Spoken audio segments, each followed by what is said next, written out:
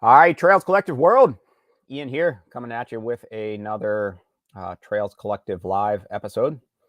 Looks like I'm maybe getting a little bit of lag in my sound or camera, so hopefully that catches back up in maybe internet connection. But hopefully you can at least hear me and don't get too tripped out if my lips don't match my face. It seemed like there was one of the commentators in the Super Bowl last night. I don't even know his name. Somebody I think is, maybe most of you will know his name, but his lips weren't matching and it kept kind of creeping me out. I kind of just had to look the other way. So in any case, this is a Trails Collective Live episode airing February 13th, 2023. I'm stoked to connect with I think it's like a dozen or so people that will weave into tonight's segments. We're going to start here in just a minute with Craig Fleming of the PA Trail Dogs. We'll spend 45 minutes or so digging in or catching up, and then we will weave into the Duck 100K and Algonquin 50K and a couple of participants and both RDs down there. And then we'll weave into the Frozen Snot with RD Luke, and then a couple of participants there to close out the round this evening. It is streaming live on the Trails Collective YouTube site, as well as my own Facebook page and the Trails Collective Facebook page. And it'll also be available as a podcast version wherever you get your podcasts, whenever I can get to it in a week or so afterwards. So especially if you're one that's just kind of, if my lips are really not matching my voice, feel free to just be like, dude, I'm out of here, and I'll catch the audio version. If you are catching us or tuning in live, thank you so much for being with us. Feel free to drop comments or questions. I still, to this day, don't quite know where I'm not getting or seeing the questions come through live. If I do see it, I'll try to get certain points to weave in your comments into the live discussion.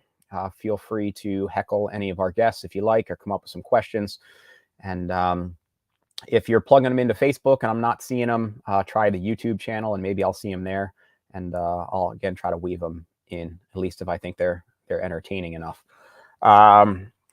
And so so I'm just gonna get into it because I think we've got a pretty full slate tonight. So I am going to weave in Craig Fleming. Craig, as I just mentioned before we hopped on live here, it's thanks so much for taking some of your time out here this evening, and which is pretty impressive given just how much of your time you commit to the running and trail space already. For those who are not already familiar with Craig, let me give you just the couple words here. So Craig is coming to us from the belly of Roxylvania Beast, which is, we'll just say, is Lock Haven, PA. We're just going to put that right around the belly button. He has 150 trail finishes under his ultra sign up belt. Consider that many of those are in the context of events that he's also directing at the same time. Let's just say running is pretty full-time, if not just making him a professional runner. I'd say he's got to be probably doing at least as well as Killian Jornet, I imagine, as like a professional running in that regard, maybe putting in just much time on his feet. So I don't know if Hoka or Salmon or New Normal is beating down your door yet, but I'd say you're kind of living it there. So he's created and directs with the support of an amazing community, and including the PA Trail Dogs, Beast Coast Classics such as Heiner View, which also is some of the largest trail race fields in the country. And Craig, again, it's good to have you on for a bit. Yeah, thanks for having me, Ian. Yeah, man. So this will be pretty informal. I have some just questions here to guide some of the discussion, to dig in a little bit. Again, if anybody wants to weigh in and heckle Craig or ask some questions that you just can't pin him down to answer it at races, because he's like, whoa, race is starting in 2 minutes. I got to go. Like, I can't answer that question. And you don't get the opportunity. Now will be the time for us to collectively pin him down. So let's just start off with, so where'd the path to full on trail running life start for you, Craig? Kind of what's your background and where'd you come at it? I started, lived in State College, PA, and I used to hike in Rothrock with my dog. And just one day I thought, well, I'm hiking 2 hours to get him exercise, and, but it's spending a lot of time. And I saw a guy jogging. He looked like he had a ruck pack on. He must've been maybe in the Army or something and just working out. And I just thought, well, hey, that looks like fun. And went out and got a pair. Like hardly anybody had trail shoes at the time. I think maybe Nike had a pair, or somebody Adidas, and got a pair. And I went out and I fell in love with it. I hated running. I would hike a little bit just to get the dog out. I liked the outdoors, but I played sports that, running was kind of your punishment. So I got into it, and I think I went 46 straight days after that. Just, back then it was 3 miles at a clip, but I thought that was, pretty good.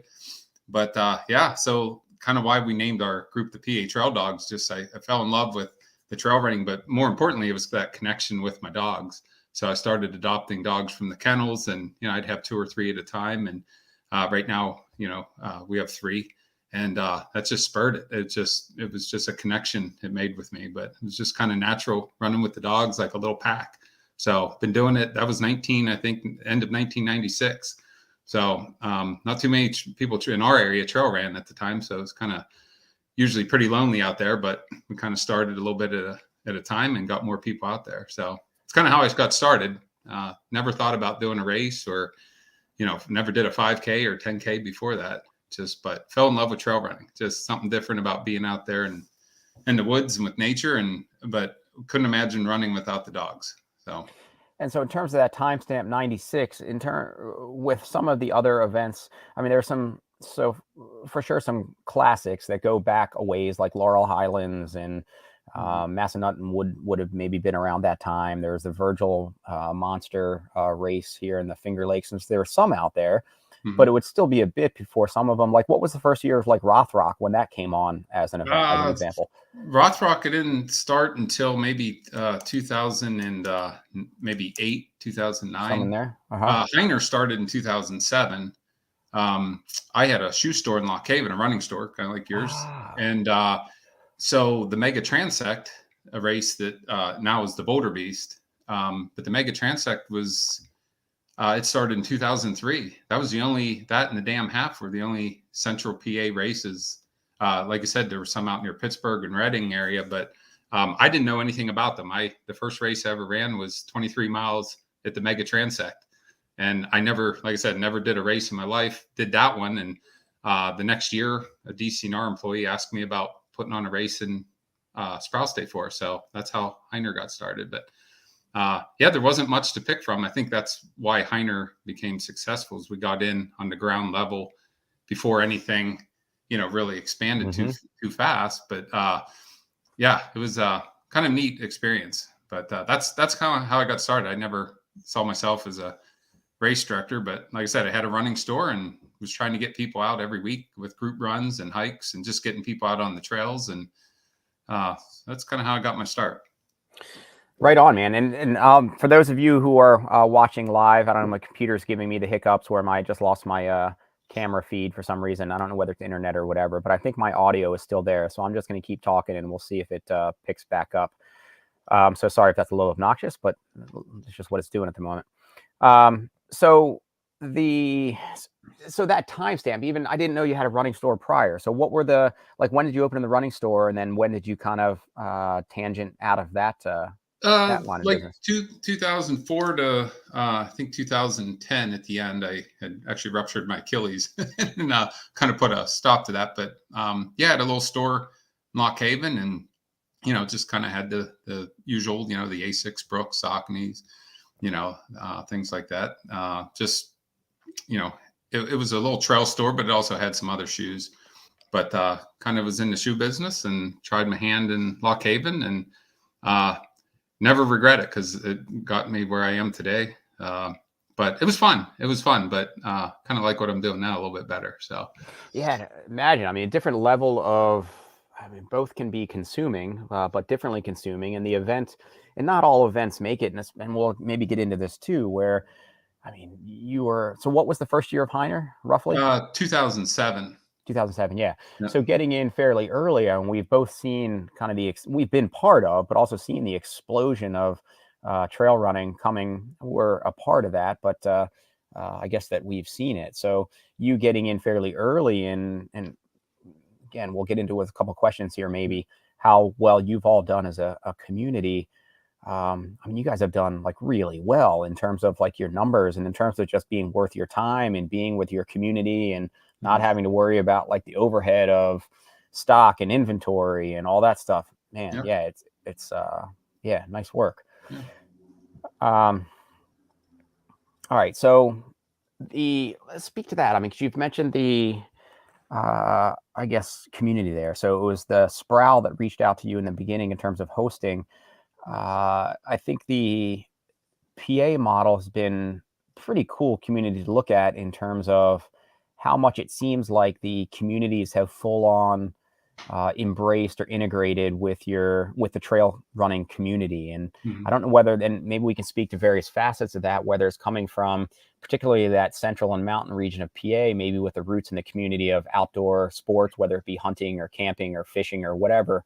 It seems like there's already the kind of backstory rooted in people's identities. Mhm. So trail running isn't too far kind of removed from some of that stuff, even if running is sometimes relegated to this kind of oddball kind of niche thing.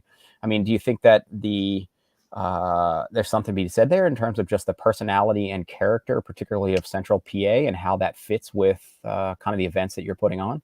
Yeah, I think when we first started, to tell people like, hey, we're gonna go for a run in the woods, and people would kind of look at us like, oh, I'm not, I don't know what that's about, but I hunt or I fish, or we have a cabin. I think it did start with those roots where people were pretty active in the outdoors here, but they kind of looked at us a little funny that, wait, you run in the woods. But once they did it, it was just like my experience when I started.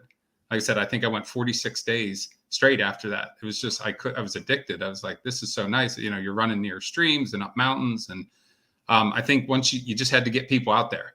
And once you did, I mean, one of my best friends, is an avid hunter and works for the Game Commission. He just retired actually, and a great friend of mine. And first hike he came out with us, he had like work boots on and jeans, and now he's a great trail runner. I mean, he's always up there in his age group. But I mean, it just took him a few times, and now he's out there with his family and his dog, and one of our best trail workers. And I think you just have to get people out there just to try it, because people here, especially in our area, were hesitant. They didn't connect with that exercise and nature. But once you got them out there, and they might have came with their wife or husband or friend and said, well, what's this all about? But once they got into it, I mean, there's still people that I met back in 2007 that are still helping with the trails, still racing, still a large part of this community. And it's just, but when I first met them, they kind of look at you, they'd be buying a pair of shoes from me, and I'd be selling them a pair of road shoes. I'd be like, hey, we're doing a group hike tonight. We might run a little bit. Why don't you come out? And they give you this look like, I have bad knees or ankles. Oh, I haven't ran since the military or in college or, high school. And then they would come and, I'd prod them a little bit and just say, well, here we have a schedule, and come out sometime. And once they did, they just became addicted to it and came out with us all the time. So I find that it just was one of those things you just have to get people to get out there. And so I thought I did a fairly good job at that. But as far as you alluding to me as a great runner, I'm far from that. I just enjoy it. So I'm out there a lot. I'm not really You're not talented. well. You're not a slug either. I mean, all right, Well, maybe you're not the fastest or most talented, but I mean, I think in the most recent, I forget what, maybe it was the View or something like that. I mean, you were still like 14th or 16th out of like 160 or something like that. yeah, I'm not bad, but like I said, I'm not. You're not the I'm Lipsies of more. the world. No, no, not by. No, no, not the least. But no, this you hit on about community. There's something in Central PA. I don't know, and I can't put my finger on it. And I don't think anybody really can. But the sense of community that we have, it was just natural. I mean, we met some of the greatest people. Genuine people. They just seemed attracted to what was going on here. So, and you've been to our events before. I mean, you get done and everyone's hanging out. No one's in a hurry to leave. Everybody's talking, and it's just a neat thing. I look at it and I can't figure out why, but it just, maybe we lucked out. But I hear from other race directors from across the country, like, wow, I wish we had what you have there. But, and how did you do that? It's like, I don't know. It just happened. It's just some neat people came together, and we're constantly getting new people.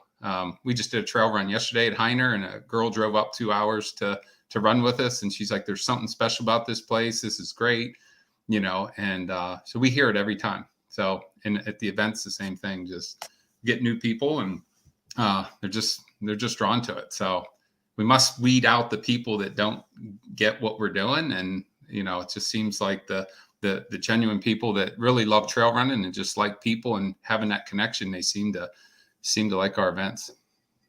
It for sure feels, to your point, and have being there and have experienced it.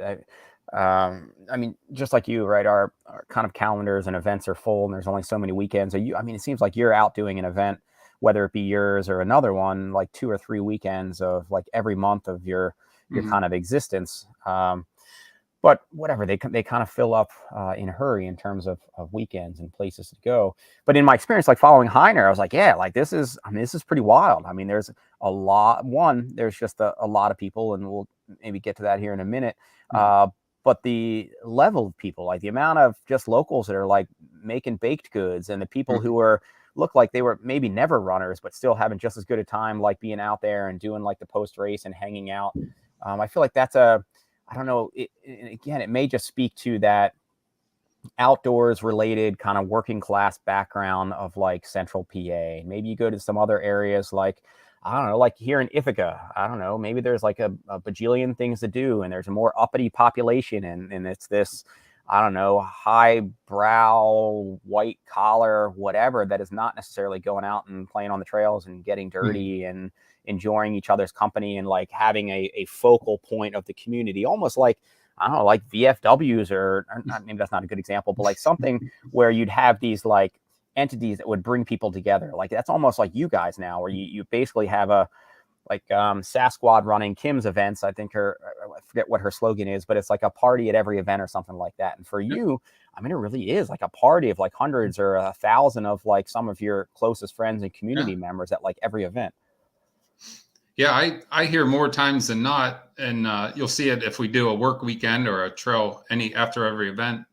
You always see people posting, "Hey, great weekend, another great weekend at my like a family reunion," and I hear that all the time about a family reunion every race, and it is. I mean, we get people coming from all over the state, and they camp, they stay over, and we found that a lot of people, they become friends at our events, and it's kind of neat. I see this happening every year, where two people meet at an event, next thing you know, they're vacationing together, or they're gone for training runs together, or they're traveling to some other state for a race together. It's just kind of neat to see that people become like the relationships that are made at these events, and it's just kind of neat. I think I get more out of that than the actual race itself. By the time I finish and people, oh, what's your time? I was like, oh, I don't know.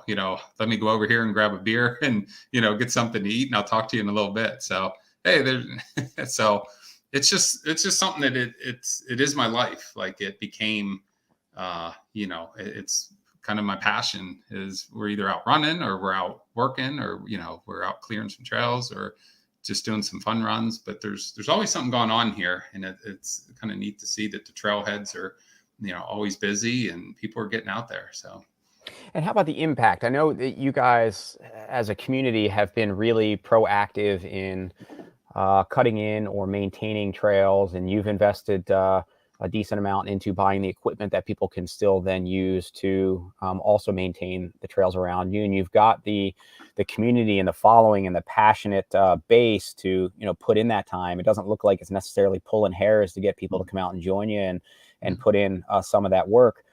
So there's that level of impact. How about also just the level of, and I guess there's the social and emotional and well-being impact, but also the economic impact. I mean, in some of these communities where maybe it's lost its industry, or it doesn't have a lot of drivers, particularly certain seasons of the year.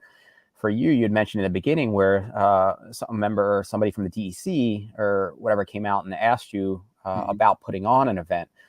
So has that been a pretty proactive relationship? And have you been able to quantify some of really what you've brought into these communities?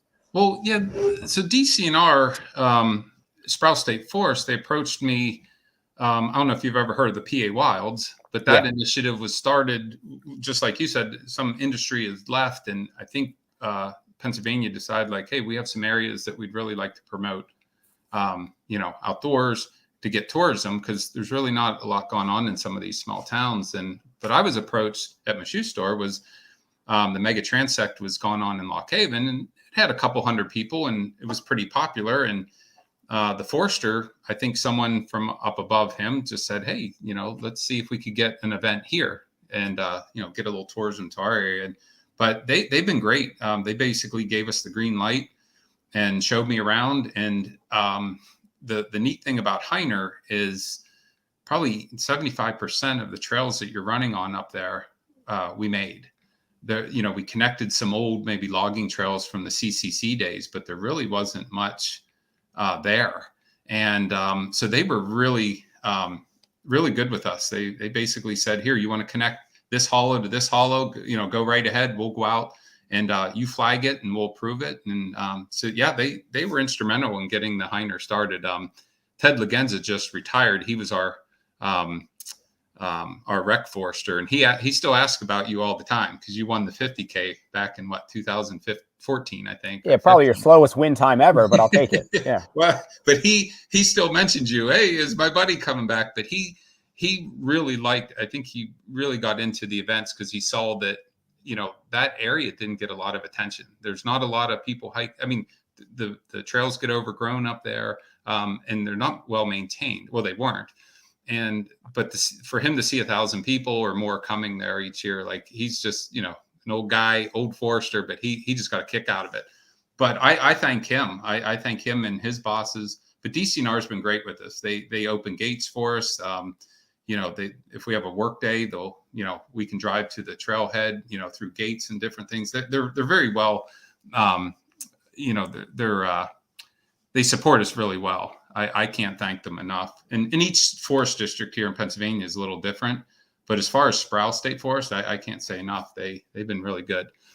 They let us make all those trails. And, each year they would say, hey, we walked the trails after the event and we didn't see any problems with them. So if you want to increase your numbers, I had no interest in, I thought when we had 600 people, I thought that's fine. That's enough to people to feed and have out on the trails and have aid stations for. But it was actually the rec forester that every year said, hey, if you want to increase your numbers.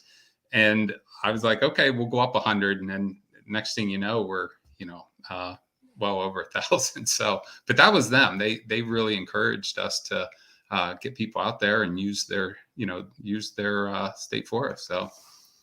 And I'm going to keep on that line of conversation, but I want to plug the comment here just in more where we were just a minute ago, just because, I mean, it speaks to what you've seen in terms of the community over the years, but also speaks to the difference that you've made for people that you are seeing out there. So in terms of this comment of thanks, so I'm not sure whether you recognize the name or the something there, but somebody who you've made a difference. Well, that's the Frozen Snot race director right there. Oh, is that? You'll have Luke on later. So. Attaboy, Luke. Yeah, sorry, I didn't get the FS or the Frozen Snot piece. Yeah. Cool. So that impact in trails, and it seems like that area can take it in the one time, at least running. I mean, because I'm sure that when you're going other places too, you're always thinking about it from having at least your event hat on in some way. And so you're thinking of the trails and the networks and the footing and the impact and all that. And it seems like, as an example, something with Heiner, it was one that, whether it be logging roads or whether it be at least the intentional drainage or whatever of trails, that it could kind of take the volume, so to speak. So I could see the DCNR being like, yeah, I mean, it looks good here, kind of bring it in. Yeah, they our rec forestry each year after Heiner, because we're actually up to 1,400, 1,500 people signed up. Now we usually have about 1,100 finished between the 25 and 50K. But he would go out and walk sections of the course after the event every year. And if there was any sections that he said, hey, this could use a little work, he would rope it off, flag it off in some blue ribbons and say, hey, can you go up and fix that? I I think he might have had to do that 2 times in 17 years to say, hey, this spot got washed out a little bit. And a lot of it was just natural erosion. Like we got a big storm or a tree uprooted and, took out half the trail. But we kind of went by him. We weren't trying to force the issue with, the amount of impact, but he would walk it each year. And, probably the last 6 years, we've been more proactive. When we have a trail work day, it's amazing. We'll get like 60 people, 70 people come out for a day. Now we only work about 3 to 4 hours, but it's usually side hill digging. And so we'll fix up the trails before he even goes out and walks them. Like we'll go out each year and we'll pick a trail and just work on it. But usually in my experience, it's been like the weather or a lot of ash trees are falling in the hollows. That's usually what disrupts our trails right now, more than anything. It's not the feet, actually the more foot traffic we have on them, the better. They get beat in a little bit better. But we've been trying to be more proactive in keeping the trails maintained so they can take the pounding. But as far as DCNR, they've been pretty happy with us. That's hence why they allow us to have the numbers that we do. And how does it feel for you? I feel like so far, at least for some of mine, sweet spot is around 400 or less. And beyond that, for me, it's just started to feel like less personal or like too big, or it changes the personality or the nature, or maybe it's just a constraint of like a parking area, which something like, I guess that's always a real thing, but you've been pretty intentional of the areas you have access to be able to accommodate those numbers. But have you felt like I guess each of your races may have a slightly different vibe or feel or context or whatever. But do you feel like there's a sweet spot for you? Do you feel like the energy of the crowd or the personality of the event changes between something like, I don't know, Sproul and something like Heiner, and it's negatively impacted, or like how big is too big? I had a race director tell me one time, he handed the Boulder Beast over to me and he said, I don't know how you do it with Heiner with that many people. And I told him, I said, well, once you have a couple hundred people, 300, 400, you don't notice. Like Heiner doesn't feel like 1,000 people. It's no harder. You just order more food, you order more shirts and that, but actually every event feels the same to me. We used to have the Heiner half and we get maybe 100. Now with the Roxylvania series, we're up to, 200, 225, but it's a small park there. But it feels the same. It is weird. It doesn't matter if it's 100 or 1,000. The energy is the same for me. Like I just get just as excited. I think the people are just excited, but the common denominator is it's a lot of the same people that do our events. And so it all has that same vibe. The finish line's the same. People are high-fiving and, they're hugging and they're, everyone's sitting around and eating. So I really don't, I think the Heiner half is our smallest event. But I get just as nervous. I get just as, I have the same energy to get things done. We do the same amount of trail work. We always try to have our trails ready for the event. And so I really, personally, I can be honest, I don't see a difference. Every event's the same to me, but it all has that same vibe at the finish line. Heiner is a little bit bigger. There's, you notice a few more people, but we have it in an area now that we can spread out a little bit more. So it does have a little bit different feeling, just the volume of people. But really the same, it still has that same vibe to it. I don't know how to explain it, but so to me, whether we have 150 people at a race or 1,400, I do the same amount of work, and it's, I wake up the same with the jitters and, just making sure everything's gone good. So I don't see a difference. And one thing that we talked just a minute or so about before we went live here was in terms of you seeing the difference and feeling the difference. I think I don't know how many RDs run their own races. For me, I don't know if I don't know, maybe there's too much, I'm worrying about too many things, be able to just kind of step off and feel like I wouldn't be there to put out like certain fires or whatever. Mm-hmm. I think it's been pretty impressive that for your races that you've been able to relinquish that control and to be able to go out and just run your own races and hey, like the crew's done it before, they're maybe seasoned vets, or like, hey, you all got this, like I'm out for a while. Yeah, I started at Heiner. I think it was the third year of the event. The fire companies, they're the backbone of the event for me because it's medical. Once the race starts, in my opinion, there's nothing for me to do. Once the gun goes off, you're standing there and the place gets quiet and you're looking around like, well, what do I do? Maybe drive around and check the course out. Well, the fire companies in the EMS, to me, they told me third year, they're like, why aren't you running? And I said, oh, I didn't think you'd like that. Like, you'd want to, and they were like, no, we got this. So that kind of gave me the kind of the green light to go out and run. And I actually tell other race directors when they're starting, I actually suggest to them, you should run your own race sometime, because you learn more that day running your own race than anything, because you get to see firsthand what the other runners see. And you can correct any problems for the next year. Like, oh, that aid station, we should have put that down here instead of there. But you also get the feeling of when you run into the aid station, you hear the cowbells or, whatever, like you get that atmosphere. So you kind of get the feeling of runners are getting, and either you get done and you think, oh, we have some things to fix and, improve, or a lot of times I'll finish and I'll be like, oh my God, that was great. Everybody was there where they were supposed to be. The course was, flagged just the way I wanted it. But you don't get that standing on the sidelines. So I always tell people, get out there and at least do your race once or twice, because I think you learn more from that. But going with that, you hit on was just relying on people. Is at Heiner, for instance, in most of our events, it's the same volunteer groups every year, and try to take their spot away from them. I mean, we've had the Boy Scouts at the top of SOB for 15 years now. And to tell them like, hey, do you want to do it? They're like, why are you even asking us? That's where we want to be. In the vets group that we have at post draft at the top there of Johnson Run every year. I mean, they're spot on. Leadership Clinton County at the View. So every year I know I have those groups. I mean, they know better than I do. So they look at me kind of like, hey, don't bother us. We're good.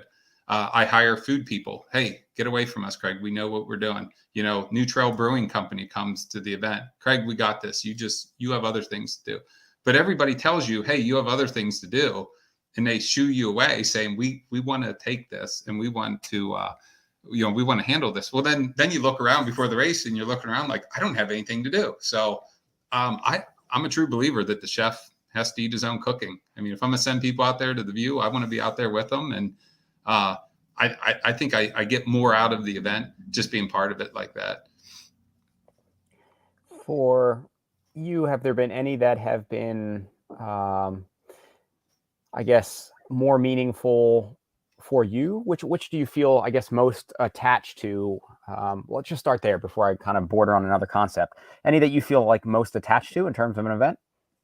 I'd have to say Heiner, because we designed the course, like we went out and we built it. So, and then I'd probably say second would be our Sproul 10K, because here again, we went out, we designed the course, we built it. Some the trails were kind of there. They might have been 100 years old, maybe back from the CCC days. So we had to rehab them. We had to open them back up. They might have been 6 inches wide in most spots, almost like a deer trail. But I'd probably say Heiner, just because that was my first chance to like go out and scope out, spend endless hours out walking the mountains, trying to connect, one hollow to another, and then the backbreaking work of getting them opened up. I think that's what's special. But when you go up to that view, I mean, it's just the feeling that you get when you're climbing up there to that wall and you look down at the view. I don't know. It just never gets old. So I'd probably say Heiner. We have some great other events, but Heiner, we were able to build from scratch. I think that every time I'm up there, I'm always amazed at like, hey, 17 years ago, we started this. Like we made this trail. We actually dug it out by hand. So that has a special place for me. And then, of course, Heiner, because excuse me if I get a little choked up, but we lost Carl Underkoffler at the View 2 years ago at the View. So I think the View will always have a special place. And to say something about Carl, and excuse me, but he even told a lot of us and his own wife that if he had to go, that's where he'd want to go, was at that View. And of course, that's where he dropped. Mm-hmm. So we have a bell that we erected last year. John Schaefer and his crew put in a bell for Carl. So when you come up right before the Vista there, we ring it. And everybody, it was kind of emotional last year, everybody, but I thought that was a nice touch. And, but so, yeah, I'd probably say Heiner. And especially now that Carl's gone, one of our main trail dogs, that will always be special to me, climbing up to that view. So that's some pressure on you though too. It's a good thing it's a special race for you already, because with the personal relationship you had with Carl, and for so many of you, now you got to keep that race going for kind of like forever. Like you got to die putting that race on, basically. Yeah. He was incredible. I mean, but he's just one. There's 100 Carls out there, and I always tell people, like, we have such a great community, and just the hit on like the whole trail maintenance thing. We started a trail adoption program, and so we spent, I think I added up, almost $30,000 in the last 2 years on trail tools. So brush hogs, we bought probably almost 35 weed whackers, and all good, Steel brand, and chainsaws. We sent 8 people to chainsaw safety class last year, and I think we have 8 people to take it this year. But we spent a lot of money in it. But what I found was a lot of people like to give back. And I always said, in trail running, it's not like road running where you have streets and you have bike paths that are built for you. The trails, you're either a giver or you're a taker. I always say you're either out running and moving some twigs off the trail, or pulling a tree off the trail, or you're taking, you're just jumping over it and letting it for the next person. And what I found here was, it's amazing. Everybody, it seems, is a giver. We have trail work days that, we'll have 60 or 70 people show up, and, a lot of people, they'll take a day off or some vacation time.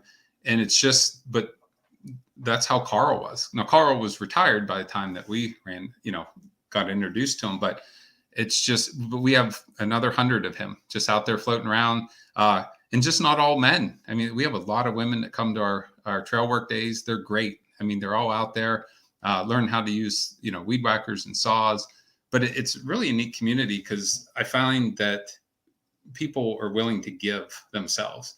And so when they come to an event, why we liked Carl so much was, being, 80 years old and doing an event like Heiner, the Boulder Beast, or Call the Wilds. And, for anybody complaining about the course, you always had Carl saying, oh, you wimps, like that was easy, or, that was fun. And, but it's just that attitude that we have so many people like that, even if it was a tough course, or, maybe it was raining that day, or cold, or 90 degrees, it's just the atmosphere. But it's those people, they just give back. They give back to the sport. And in so many ways, even when they're doing the event, but they're giving back, doing trail work, they're having fun runs, they're getting other people into the sport. And I think that's very important, because we need to keep this sport growing. And so our whole thing is, well, let's just lead by example. Let's keep the trails open so people can enjoy them, but also let's have fun with it. And so that's the whole thing about our events. We keep them simple. I know some people that rubs the wrong way, that, we have different policies and things, but we want it to be simple, because we're all running. Our volunteers that do the trail maintenance thing, if they're not running that day, they go out and do an aid station, or they go and do things, but they always want to be involved. And I can't thank them enough for that. But Carl was just the epitome of that, always giving back to the sport. And even with our kids races and things like that, we have so many volunteers that show up for that, even though it's a kids race, and they cheer on the kids and they're out on the course. And so it's a really neat community. I can't say enough about it. I'm just a small part of it, but I'm glad I am. I mean, it's definitely changed my life. Well, I guess it is a huge community, and I guess in that sense, I'll kind of allow the small part of it. But I would, my first reaction is like, come on, dude, you're a huge part of it in terms of the not just numbers, but in terms of the example I think that you're setting, and the amount of people that you're touching out there, who then have the butterfly effects and, taking it down to their own communities. You had reference in terms of keeping the sport growing. Again, acknowledging that we've both been part of the growth of the sport. It's not like we were necessarily, the first doing it, and we've been a part of that growth. But how's that been for you? I mean, it's become a more competitive landscape. You have a couple different great individuals putting on some awesome events right around you as well. And it's a pretty busy calendar, and it's a pretty increasingly busy area in terms of events. Well, we're all friends here, so like the Rose and Snot, we were out flagging the course, cutting trees off, helping Luke out, and Paul Knoll heads up his trail crew for Luke, but Paul's also a PA trail dog. So we all support one another. But I tell race directors when they're starting is you have to, when you put your race on, you put it on like it's the best event in the world. And you have to believe that. I said, otherwise, then you're going to fail. And I'll have race directors say, oh, but it could never live up to Hein or something. I was like, it has to. It better. You better put the effort, and you better be passionate about it, because if you do that, it's going to make us all better. And so I like that. I don't look at it as much as a competition as we're all trying to make each other better. So if X race over here starts, he puts on the best event, well, that's good, because that's going to make me want to, maybe even learn some things to make my event better. But also, if someone comes in from another state and does our events, I want that event to succeed, because that makes us all look good. So I think it's one of those things I don't really look at it as much of a competition, because we're all kind of helping each other out. We all do each other's races. If someone says, hey, Craig, can I borrow some water jugs? Or, hey, do you have an extra tent? It's like, yeah, sure. Here you go. And we try to support one another because we have such a good community here. But I want every race to be successful in Central PA, because I want everybody to, have a good experience, because then they might look at one of my races and say, well, hey, I did so-and-so's race and I really liked that. That was a really neat, well-organized. Maybe I'll go try one of Craig's. So it helps us all out. So I think it's one of those things, you just have a high standard. And I kind of put my head down now that when you mention about how many races are popping up, it seems like there's a race every weekend. And I decided a few years ago to just, have tunnel vision of worrying about what I'm doing. I can't worry about what other people are necessarily doing. We have our mission, and that's to keep plugging away with, making and keeping the trails open. But also, when we put an event on, we do it our way, and hopefully it works for people. If not, we're not going to change just because, a couple people want this or that. We kind of have our way of doing it, and it's been successful because it benefits us. It's what we're passionate about. We just hope that when we put an event on as trail runners, kind of our personalities come out in our event.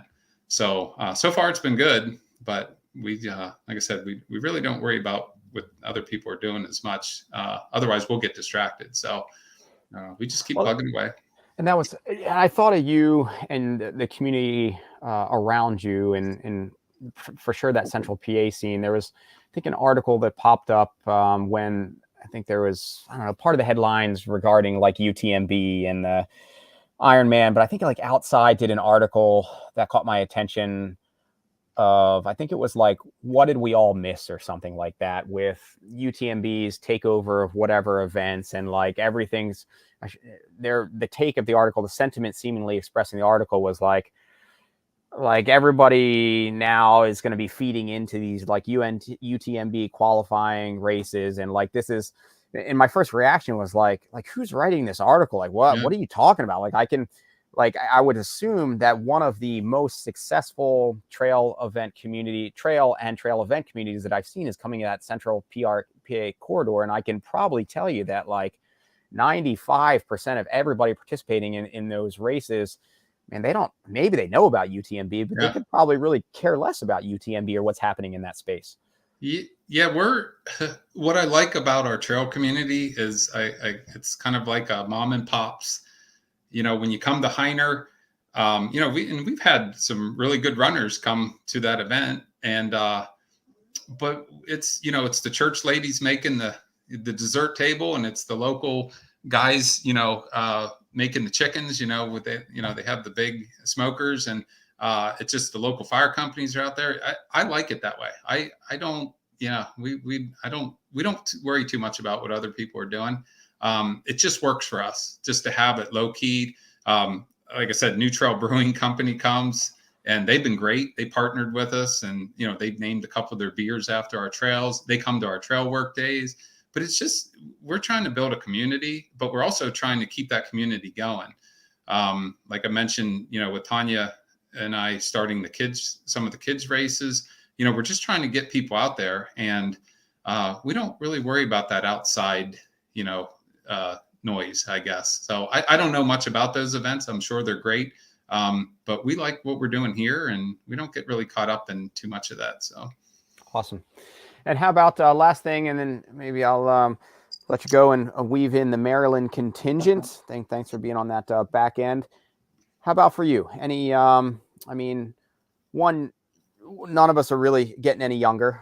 The events take quite a bit of energy, emotion, physical draw forever. Have you kind of got on the board a lot of what you've wanted to do, or do you have any bucket list things of things you've always wanted to try, either as a participant or an RD? That's a tough one. I want to just keep, running. I want to be Carl Underkoffler. Like, I want to be running when I'm 80. So I stick to the shorter distances, the 25Ks. Boulder Beast, maybe 25 miles and less now, just getting to my age. And I like to race them. So I do like to go out and be in that little pain cave. So I like the half marathons, and I like the 10Ks and the 25Ks where I kind of have to blow out the lungs a little bit. So I'm just going to maintain that level as long as I can. And I kind of inspired to be like Carl. But as far as RDing, I think as far as us putting on races, I'd like to maintain what we have. I'm not really looking to venture off into any new projects, but I really want to focus what we have been with our kids races.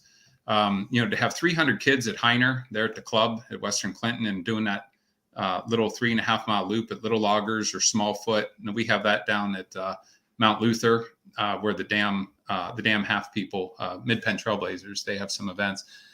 But I think that's what it's about for me right now, is just to get the kids involved, get them out there, because like you said, we're getting a little older, so we're going to age out at some point. And if you look at any race and look at the age groups, it's pretty heavy when you get 40 and above, and it's a little light when you go below that. And so I guess my goal as an RD is try to get kids. Tanya started that Wild Runners. I don't know if you've seen that yet, but kids can get points for doing the local trail races, and then they can get points to either to the events or to her shop and stuff like that. But and then we have our Roxavania Kids Trail series that we started. We teamed up with another race director out of Wellsboro area, and so we have a 3 kids race. So as far as being a race director, I think that's my mission, is continue what we're doing, but also we got to get the youth out there, try to get the kids involved, so we can keep the sport going. So, when I'm retired, and I'd like to look back and see that the sport's still going strong. Right on. Well, that's awesome. And I don't know if I did see the Wild Runners piece that Tanya has. Yeah, it's something new that Tanya started with Revive Gear, and it's a neat way that kids can. And it came up, a couple kids came up with it.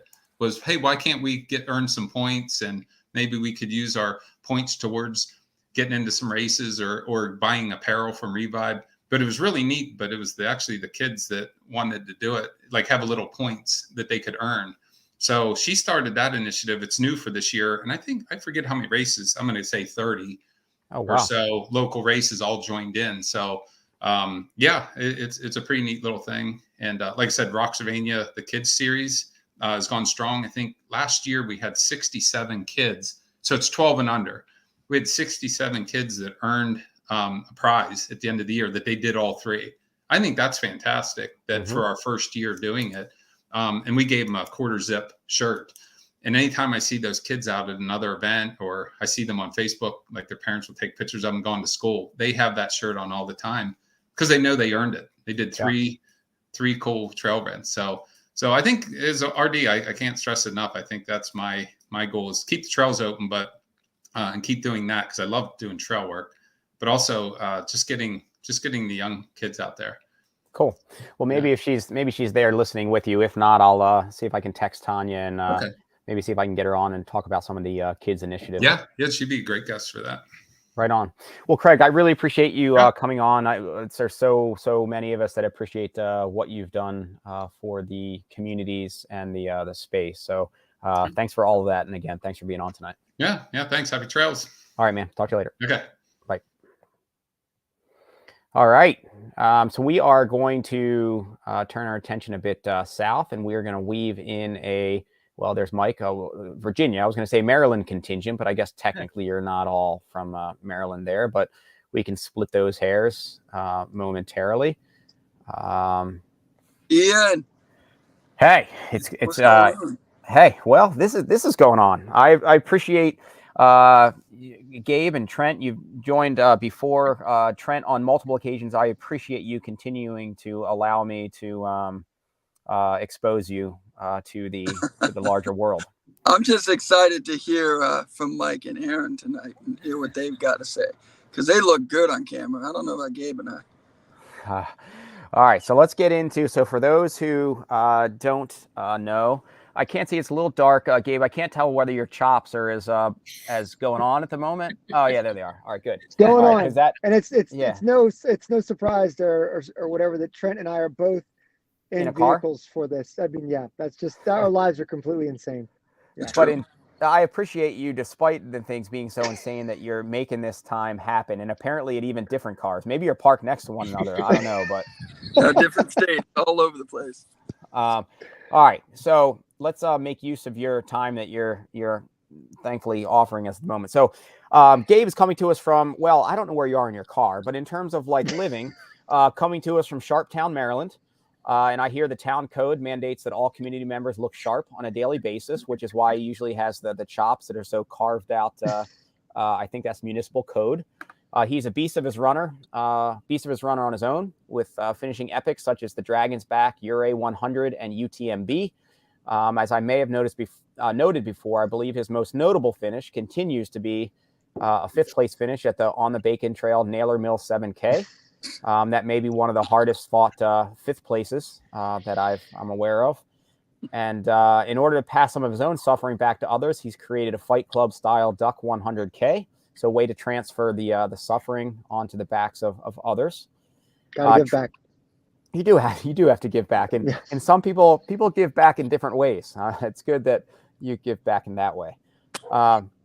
Trent is coming to us again. I don't know where he's at in the car at the moment, but in theory, some of the time is spent in Fruitland, Maryland. It should be noted that the town's original name was Disharoon's Crossing, and I believe that's appropriate to note, because I think that would make a pretty stellar trail race name, as Disharoon's Crossing, and so I'm still waiting for that to happen. And then he directs a number of gems, including the Algonquin 50K. He finds catharsis in smashing race mugs, offering really crappy courses disguised as trails for people to run, and creating gems of culture such as the Quitter's Couch, and whether you like it or not, a frequent guest here on the Trails Collective. So I appreciate your time and energy there, Trent. Good to be here. Thanks, Ian. Yeah, man. Michael, Coutu? I usually bludgeon things. It's pronounced Coutu. It's kind of like a sneeze. That's the best way I tell people. Coutu, right? Exactly. That's good. Yeah. I'm sorry. Were you talking to Michael there, Trent? When you bless you, Trent. Yeah. Actually, bless you. So is that tricky sometimes when you're like in a public setting and like somebody sneezes and you're like, wait, Absolutely. I'm not sure whether they just called. Is that me or they were just? Yep. 100%. It's always confusing. All right, we might as well ride that thread just one step further. So have you thought about just kind of creating your own kind of tissue company? Because, I mean, if you went with like Coutu's, like for Coutu's, like that might work. I haven't thought about it until now, but it sounds like a good idea. I think it sounds like a good idea too. I didn't think about it until right now either. I didn't come prepped with that because clearly I didn't know how to pronounce your last name appropriately. So so he's coming to us from Easton, Maryland. That's correct. In my notes, I think I initially wrote Eastern Maryland as opposed to Easton. Trail running roots in the central and southwest, it appears he has, with a Badwater 135 finish. Basically, you seem like you like events that are wicked hot, dry, and otherwise suck. And so is that what drew you to the Duck and Algonquin 50K, that events that kind of suck? Yeah, 100%. When I heard about the Duck 100K, I kind of had an idea of what was going to happen as far as having to run 250Ks back to back. And I knew that the one race overnight, the Duck itself would be on a course that nobody knows about, in a location nobody knows about. You find out about it, an hour and a half, 2 hours before the race. And it just seemed like a really cool event. And I've never heard of anything like it in my life. I actually texted Trent and I said, hey, I've never heard of anything like this. It's really, really cool. And, since I moved back from Texas, I've been looking for a running community, and I got involved first running at the Pemberton 24. And when I saw how Trent did his events, I kind of needed to see more because they're very unique and he goes all out. So I found about the Duck 100K and I had to do it. All right, let's come back to that and experiencing the Pemberton and then wanting more. Let's introduce Lady Hawk there. Erin, it's a little bit tougher for me on a tight schedule to do appropriate amount of stalking and sleuthing for you. So aside from some of the messages, which have you in Tanzania and Kenya over the years, which maybe we can talk about that here momentarily. But otherwise, you got a clean slate, at least on Ultra Sign Up, which makes it, again, tougher to stalk. And so what you're coming to us from Alexandria, Virginia. Yeah. Which does it, are you Alexandria, Virginia? I mean, is it possible that you kind of work for the government and really you're just kind of showing up because the Duck 100K is clearly something that people aren't really supposed to talk about, that you were really there just trying to get a line on the Duck? That's a good point, but no, I stay far, far away from the government. Mm-hmm. All right, that's fair. And then, so you can't weigh in then on any. I mean, are they really balloons? No, that's a good question. I mean, they are balloons. They are definitely balloons, and they should definitely be shot down. Do you think it's possible that maybe for next year, Trent, because he likes to go big with concepts, could come up with a high altitude balloon that could maybe get shot down to start the race? I think I know some people. I think I know some people in a building with 5 lines on it that could possibly do something about that. That's good. You do know that that balloon was shot down during the Algonquin 50K. I'm not saying we had anything to do with it, but the actual shooting down of that balloon did happen on our watch. Maybe it was maybe it was also just trying to get a line on the Duck. So it was actually flying over around that time just to see if you can get a camera on it. And well, yeah, I mean, everybody wants a piece. So this was all right. So before we get into maybe your performances out there and your experience with events that otherwise suck, Gabe, let's start with you and then Trent into you, because you're kind of like the Batman and Robin of the weekend here. Tell us a little bit about the two events for those who may think that they've experienced some amazing trail running and event, but they haven't experienced yours yet. Would it make sense for you to go first, Trent? Probably. Sure. Although the Trent usually goes first. I mean, so it just makes sense. Go ahead, Trent. Yes. Well, although the Duck actually starts before Algonquin started like 2 years before Duck, and the whole premise of Algonquin was to bring people to experience the trails on Delmarva and to let them experience all of it, meaning the trails when they're flooded, when they're cold, when they're difficult. And so we created the event back in 2017. And what many may not know is actually the very first event we ever put on. We went straight to a 50K before going to any other distances. And it's been a smashing success. We definitely love to see people. We love success and failure. We do love to see people finish and reach their goals, but those that don't, we love it when they come back and on a second year or third year. We had a guy that, he came in after the cutoff like 2 years in a row, and then the third year was able to finish in under 8 hours. So Larry Gonzalez, that's for you. So, I think it's a challenging course because it's deceptively difficult. It is flat, but there is a lot of sand. Most years, a lot of water. This year it's just blistering cold. But it's brought a lot of people. We usually have about 250 runners each year. And, it's become something that we say that we spoil people while they're suffering, because it's a difficult race. But the aid stations are well stocked by amazing volunteers. The people that surround me, the crew, are experienced. They care for the runners. They make sure that everyone's taken care of.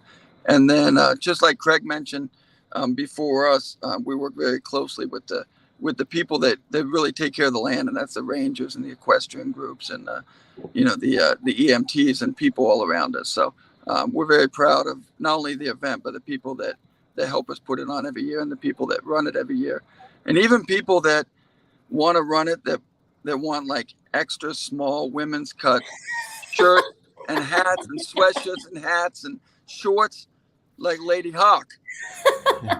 I mean, it's rare you can everything. It's rare you can find a trail run that has over 50% women. And so I just think that we deserve some female size gear. No, you're spot on. And thank you for highlighting that. We take pride in knowing that there's always at sign up, there's an equal number, if not more, women than men that run the event. We always think that if we can take care of the first runner and the last runner, we're taking care of everyone in between.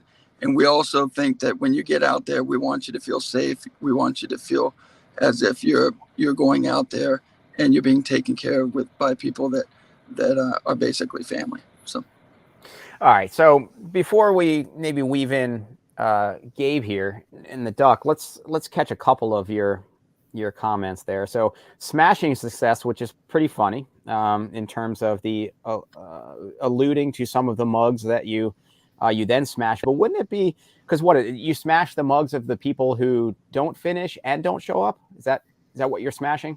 The people that don't show up, it's not even worth our time to smash those mugs. But the smashing of the mugs came about the first year. One of our friends, she goes by Grizzly, Nicole Bellamy. Somehow this pseudo name for me came out as the race dictator, because I had all these rules of what we had to do and who had to do it. And so one of them joked around saying, "You're the race dictator." And then Nicole one day said, "What are you going to do, smash the mugs?" And I said, "Yeah, we're going to do that." So basically, if someone finishes or gets pulled from the course and they're not able to complete the course, then we smash their mugs. So unfortunately, this year we had to, for the first time in 7 years, we had to extract a runner, and he was taken by ambulance to the hospital. So I had to make a special trip to the hospital with a smash. And he's not making this up. He sent me a text message and he said, "I'm going to the hospital." And then it was a picture of a bag with shards of a mug. And I'm like, "Trent, this guy fell on your course, dislocated his hip, and has to go for emergency surgery." And Trent's like, "Yeah, that's why I'm making a special trip. I mean, I care. That's why I'm going to go." I'm like, "Yeah, but you could leave the smashed mug." And no, he took the smashed mug in there. It was he got awesome. Well, I wanted to make sure that he knew what he missed. So he got the smashed mug, and at least for this one he could put it back together. But and he got a map so he could show people where it happened. But he's a military guy from DC. I think he appreciated it. So no, that we do the mug thing does happen. But it's basically, if someone doesn't get pulled, if they finish over the 8 hours, they're still getting a mug. So it's really just the people that don't make the cutoffs. And the surprising thing is every year, people that don't finish, they actually come back and they want to watch their mug get smashed, and they use that as inspiration, which wasn't the reasoning behind smashing the mugs at the beginning. But they do take it home, and some of them have actually put in like shadow boxes and use it as inspiration to come back and complete the course in under 8 hours and get a nice mug. But the truth is, we're not going to use the same mug next year. It's not like medals that we use the same thing over and over every year. Not if you smash them. Well, no, we don't. I mean, we're coming up with new mugs every year. Yeah, it doesn't matter. So all of those mugs, they either get smashed or they sit in my storage unit. All right. And then the other piece with the all the shirts for those extra small females in the mix. Come on, is that really why she's wearing a hat? You're like, dude, the hell with it. It's ridiculous. Like, where am I even going to find extra small shirts? And the reality is I'm sitting on too many at the end of the race because there was more than we thought we were going to have. And you're like, let's just switch to hats. Let's just stop doing shirts.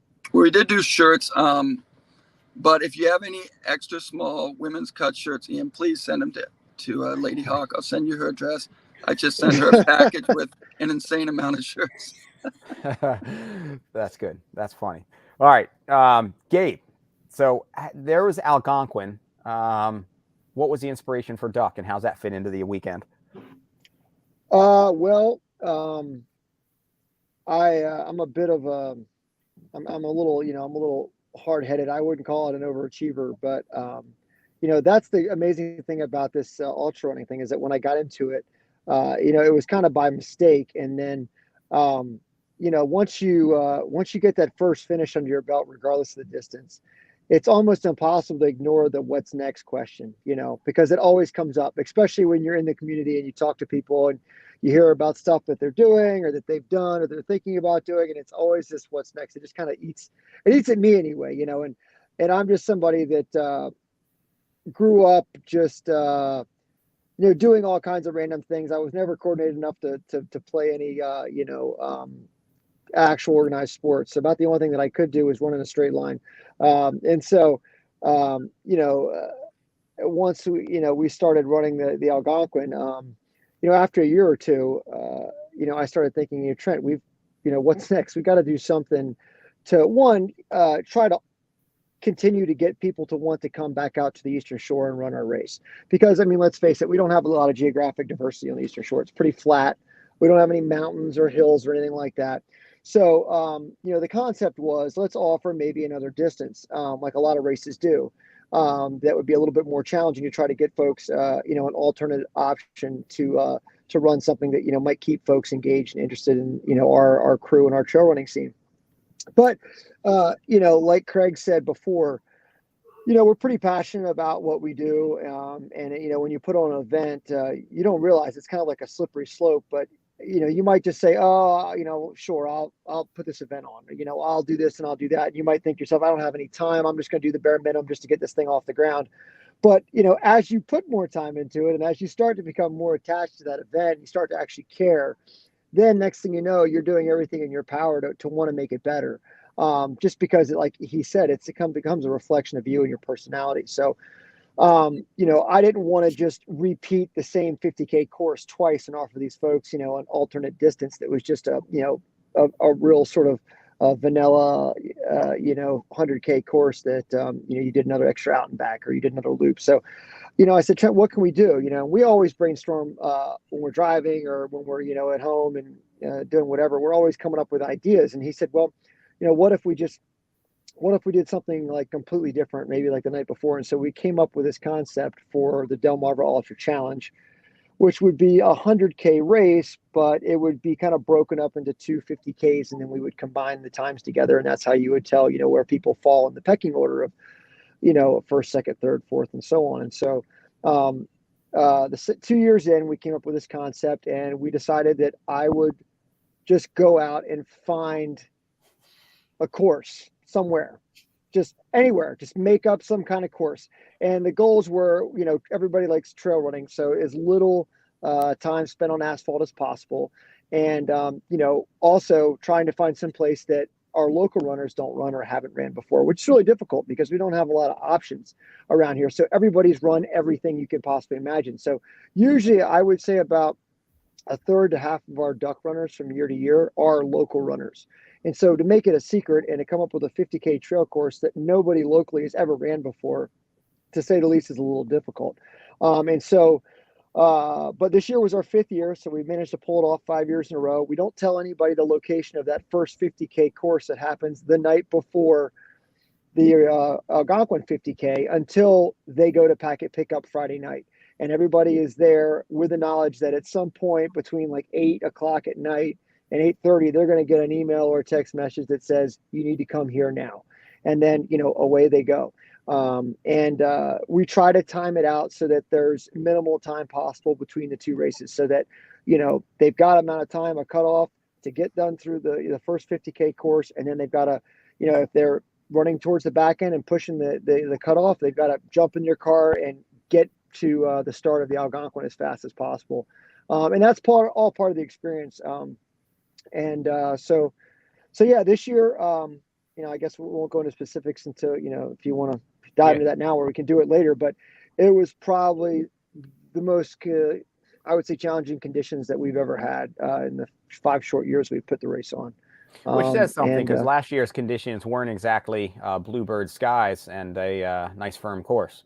Well, last year was okay. It was the year before. 2 years really ago. Bad. Yeah, 2 years was pretty horrible. But this year we managed to top it. And of course, as you know, there aren't a lot of ultra marathons that are put on in January and February. They're the worst 2 most unpredictable weather months you can have. And so, the reason we do it is because nobody likes ticks, chiggers, and mosquitoes, and we have a plethora of those. So to run this course, these races, any other time of the year where we live would be, you think people are complaining now. It'd be worse. So, yeah. So for Mike and Erin, to weave you in, before I weave you in, so is it possible, Gabe, that you're in the back of a police car? Like maybe you've just been arrested and you're like, hey, I just need to do this interview quick. Just give me 10 minutes. And then we can head in. No, I'm in the back of our work truck. I'm working out of town at Princeton, New Jersey. I would like to say I'm going for, a higher educational degree or some sort, but no, they wouldn't have me. So we're just up here moving some buildings. So yeah, instead of in a hotel room, I'm out in the truck. So I like that you said moving buildings, because you're a beast of a man, and I'm just thinking of you actually moving buildings, not just things between buildings. So No, Mike and Erin. So what for both of you? So what drew you to duck in Algonquin? What's the hook? Mike, you mentioned Pemberton, and then coming back, but then duck is the next thing. Yeah, Erin, let's go with you. Let's go with you, Erin, only because some reason part of me is like, let's just go ladies first, but that's probably a pretty outdated kind of bad concept to go off of. And Mike, I should equally value you, even though you happen to be a dude. But Erin, let's go with you first. If you had told me 3 years ago that I would have run a trail ultra, I would have thought you were crazy. I've done a fair share of road marathons, couple half Ironman distance triathlons, but my husband introduced me to trail running. He did Algonquin. He did his first Algonquin 3 years ago, and then did duck the last 2 years. And I never thought he would do it, but he wanted me to experience what he loved doing, and what better place to do it than under the eyes of Trent and Gabe. I know Trent's Gabe's obviously taking care of the ducks, but I wouldn't have done another race that I didn't feel as cared for. So I felt like it was to put myself into a place that was really scary to do. I've never done a trail race. I've never done a trail run before, before training for Algonquin. I was road all the way. And so the first day we started training for this race back in November was the first time I ever did a trail run. And so to start trail running and to start ultra distance, like that's a scary thing to do. And to be able to do that is exciting to me, to be able to be 42 years old and do something that's so scary. But I also wanted to put myself in an environment that I felt like I was going to be okay in. And I saw the way that they treated my husband and other people that are close to me. And I felt like I was safe to do it. Like I felt like it's vulnerable. It's so vulnerable to do something that you don't know if you can do. I love it. I love it. I love it. I love doing it. And I love putting myself in situations like that. But it's also a really scary place to be. And I wanted to make sure I was in a space that I felt like I was cared for. So that's why I showed up for line. Do you think for next year even before next year, Erin, starting with women's extra small, or maybe that's all you do is just women's extra small, you can create shirts that just say on them, Trent Swanson is my safe space? I love that. How have I not thought about that? I think that's a great idea. Yeah. But I will be inclusive, and I will not just do extra smalls.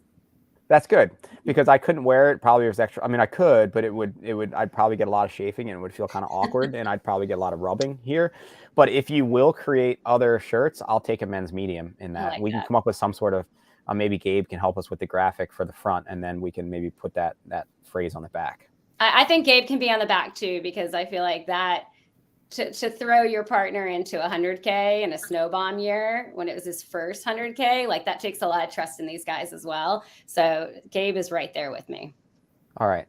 It might be funnier if it were just Trent, but maybe if they were both dressed as Batman and Robin. I've got some pictures of Gabe that could work on the back. There you go. Yeah. All right. And then Mike, you're coming at it with a bit more seasoned trail running belt in terms of the gluttonous events that you've signed up for. You're a little bit more apt to sign up to take a beating, basically, and just kind of keep going, which makes you kind of a perfect candidate for the Duck. But how about your background? And you'd mentioned Pemberton, but how'd you find your way into the Delmarva events in these two? Well, like I said, most of my ultra running is out in Texas and California and the Southwest. And I moved back to Maryland in 2019 when I got married to my wife. And I was kind of on the search for local races. I'd been looking around for a while. I ended up running the Coutu 50K. And a buddy of mine from Texas actually flew out. We ran Virgil Crest. And I made it 69 miles. And that was my first DNF. And I kind of got an idea that the races out here on the East Coast don't really play around, and I like that a lot. And then as time went on, I was like still looking around, and I actually was signed up for the Grindstone 100, and I wasn't actually able to make it out to that race, and I was looking for something to do, so I found the Pemberton 24 and Ultra sign up, and I ended up going out there. I ran all 24 5Ks. I had a blast. I was really impressed with the way the event was put on. And it was a lot more challenging than I suspected it to be. You know, you think about running a 5K every hour on the hour. You don't really think about the downtime that you have from the time you finish the 5K to the next 5K. And it ended up kicking my butt. And I was like, well, you know, these races are awesome. I need to see what else they have. So I went and ran the Tuckahoe 25K. And then I decided I was going to throw my name in the hat for the Duck 100K. And that's how I kind of came to this race. And it was a good decision. So I was looking for something to do in the beginning of this year to get me set up for a 100-miler for this year, because I haven't finished a 100-miler since Badwater in 2019. So I figured if I can get through the Duck, then that'll set me up for the rest of my year. And Duck proved to be brutal, to say the least. So it was like 15 degrees outside. And, you know, I was telling Gabe when I was out there we had to do this 1 9-mile loop twice. And up until that loop, we managed to keep our feet dry. There was all these places where you could avoid getting your feet wet in these swamps. And then you got to do this 9-mile loop, and you come up to this one section where it's like 500 yards of just ice. And you're trying to, people are like going left, going right, trying to figure out how to, you know, climb trees and hop over bushes to not get their feet wet. And then all of a sudden, all these people come back and they just say, we have no choice. So you just bust your foot through the ice, and you're walking through, you know, 500 yards of shin deep water. And then you got to run a mile before your feet are warm again. And somebody said the wind chill was like -5 or something like that. It was down there. It was tough. It was freezing out. And the only way that you could possibly get through the race was to keep running, because if you stopped to walk, you'd get too cold. What did I say in the race brief? What's that? What did I say in the race brief? Let me tell you about the race brief. I missed it. I missed the race brief.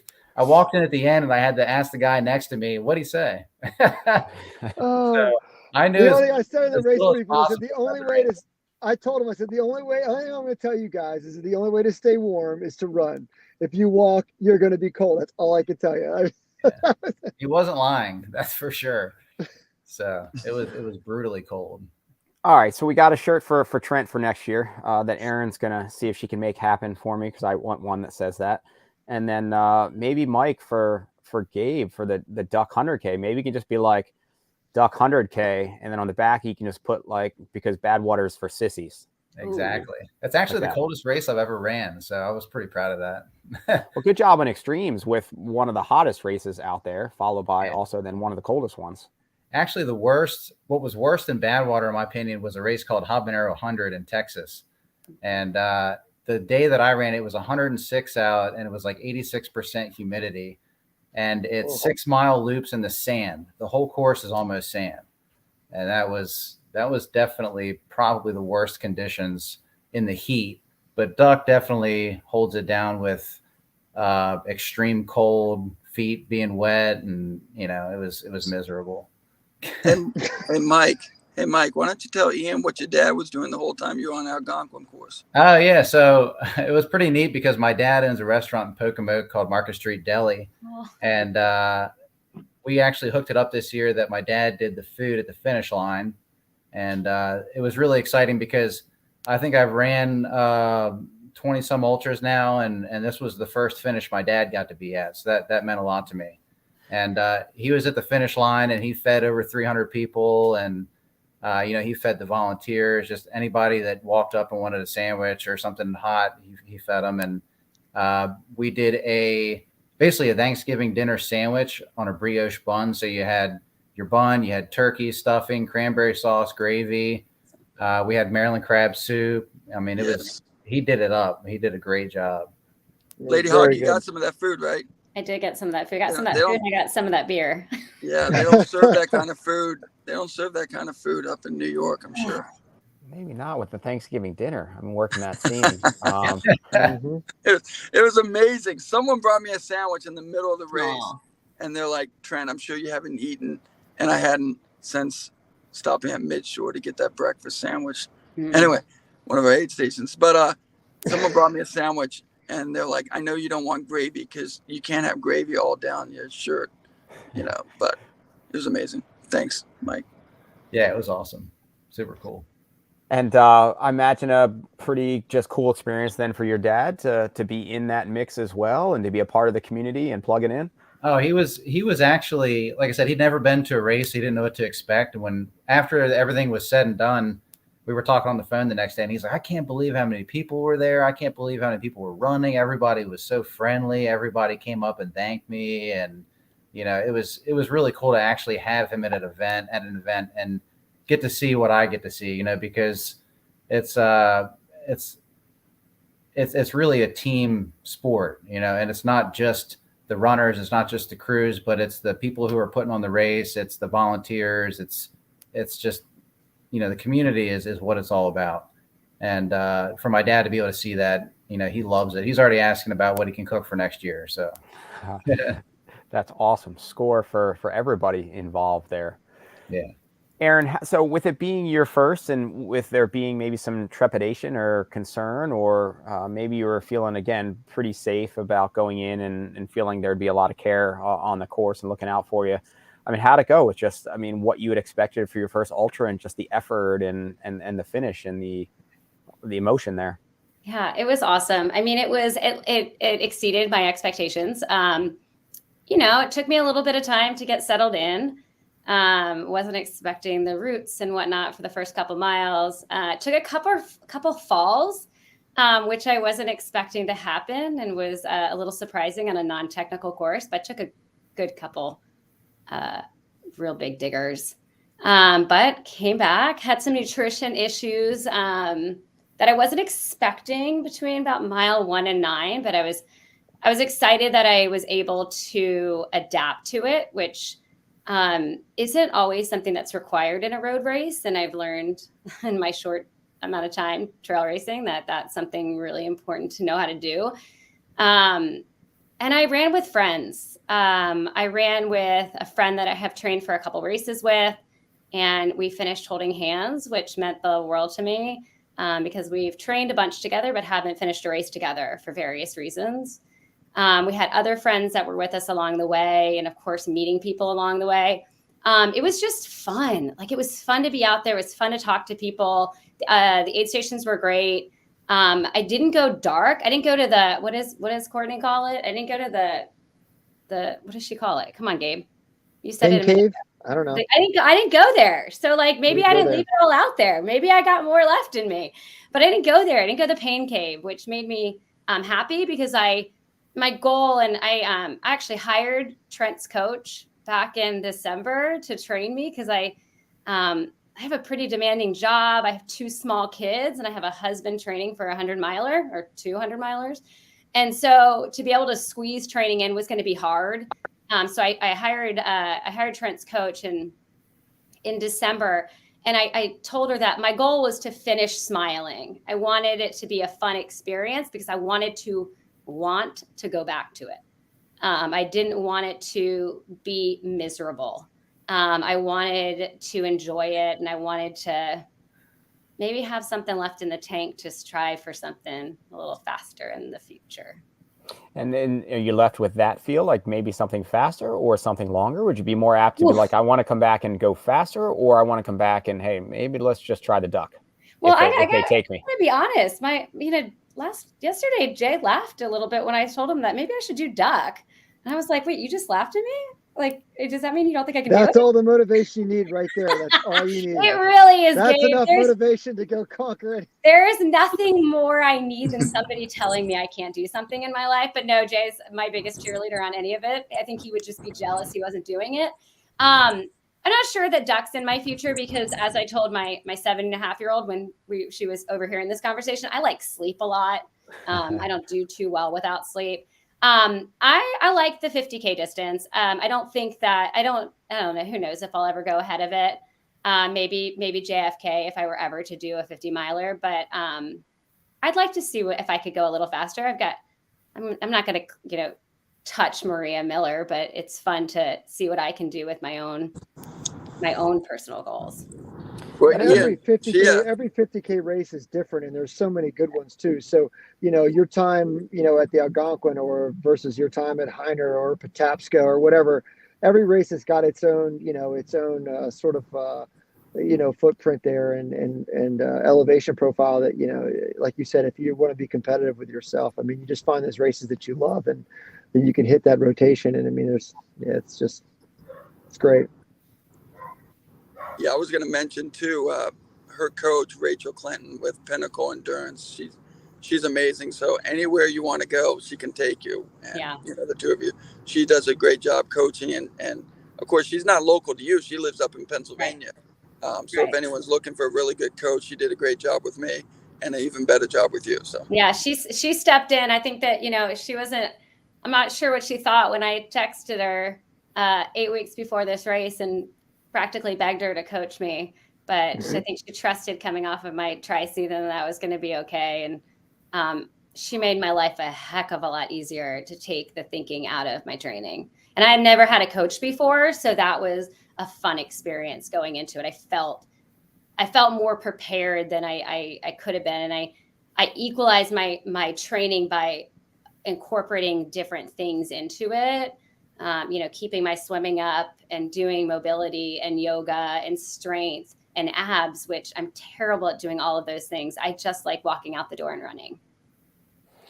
And so I imagine Rachel had a different challenge with each of you, or not even, I don't know if challenge, that's probably not the right word, but the, different adventure with each of you. Erin, you coming on and switching your focus to tackling a trail 50K and the tweaks that it would take to get there. And then that would be probably different from Trent, who probably more than anything just requires a life coach rather than just like a training coach. She helped me train for a backyard event, ultra, and did a great job. But I probably needed more of a life coach as well. But I have Gabe as my life coach. So. And then what do you guys have coming up?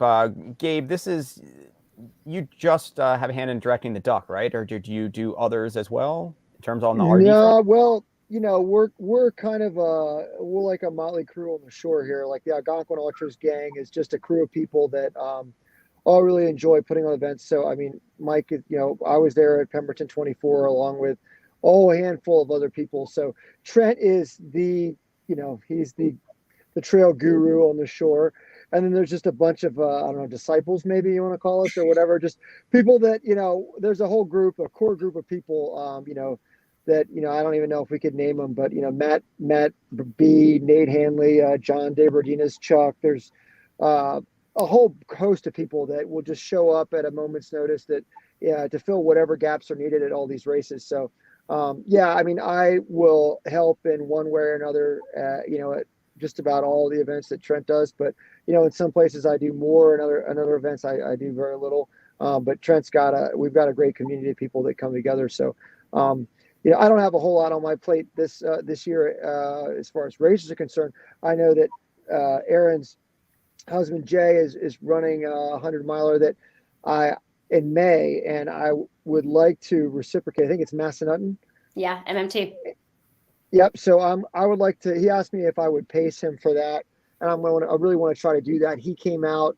He surprised myself and a friend of mine, Matt, who he was running his first 100-mile race this past summer at Old Dominion, and it was really, really great of him to come out, and he was really instrumental in helping my buddy Matt get across the finish line and get that sub 24 buckle at Old Dominion that's so coveted.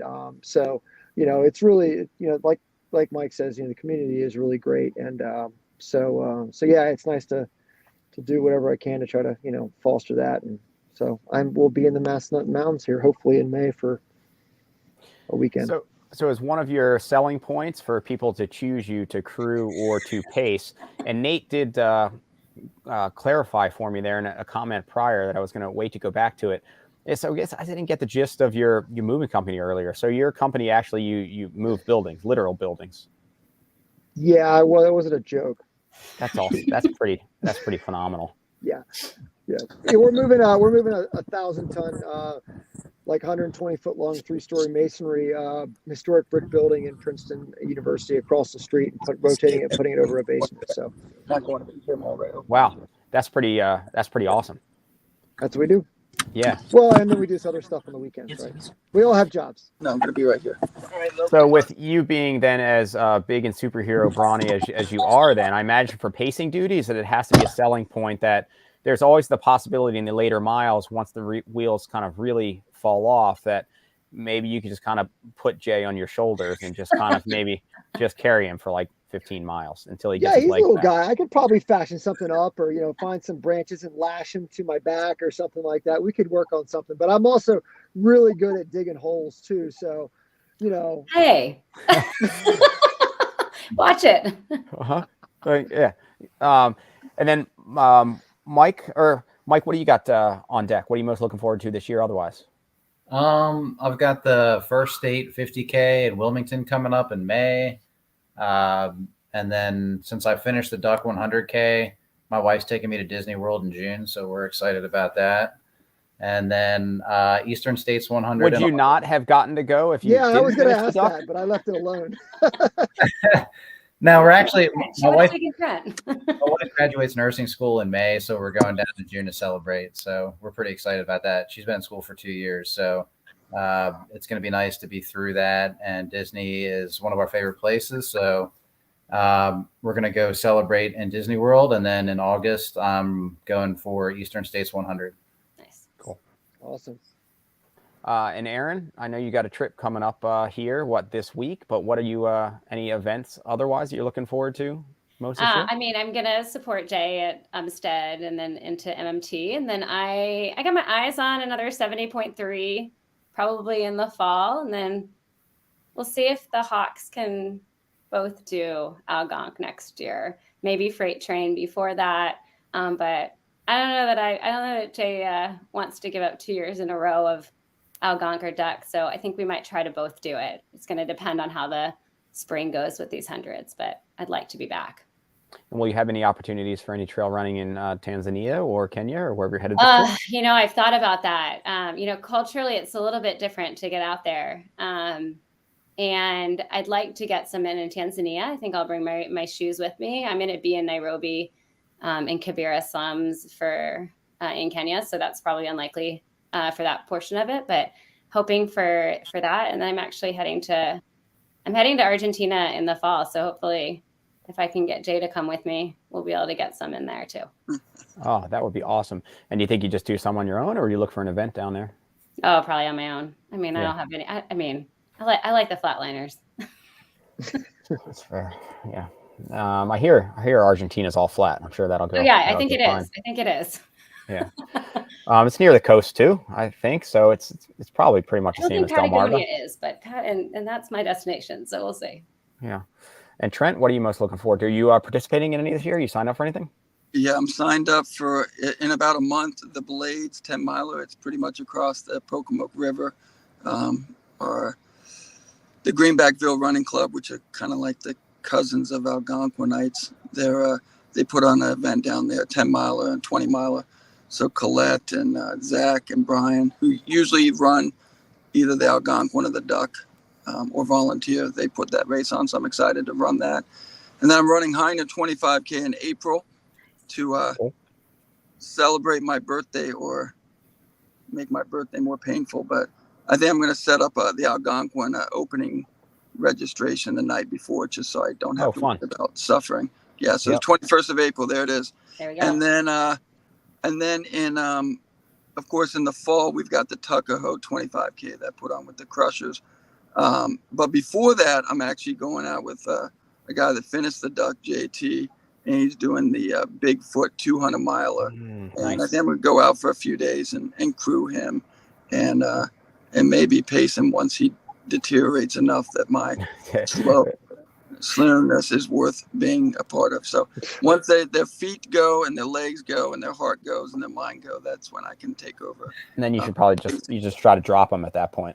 I just tell them stories, and then they just feel like I need to finish. If not, I have to hear Trent's stories forever.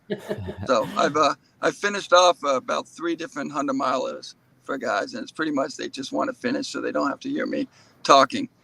Nate and Brian and Jordan, they're just like, I just never shut up, just like right now.